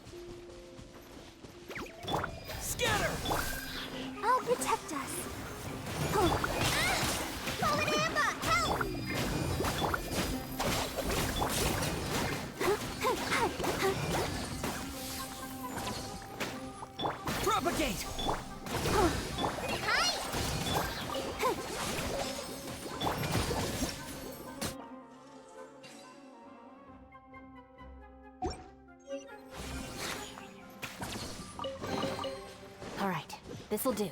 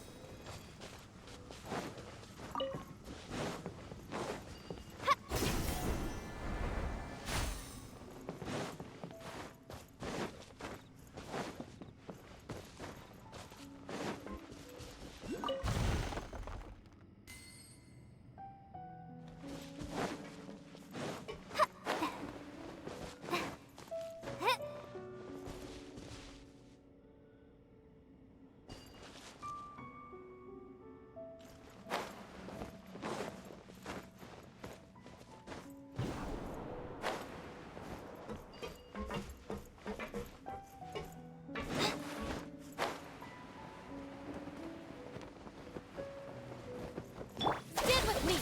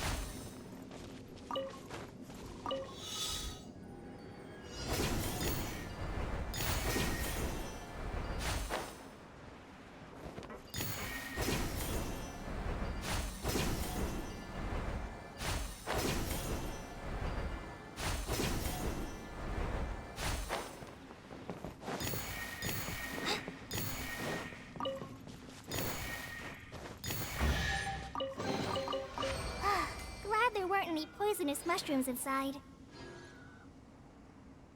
Yep.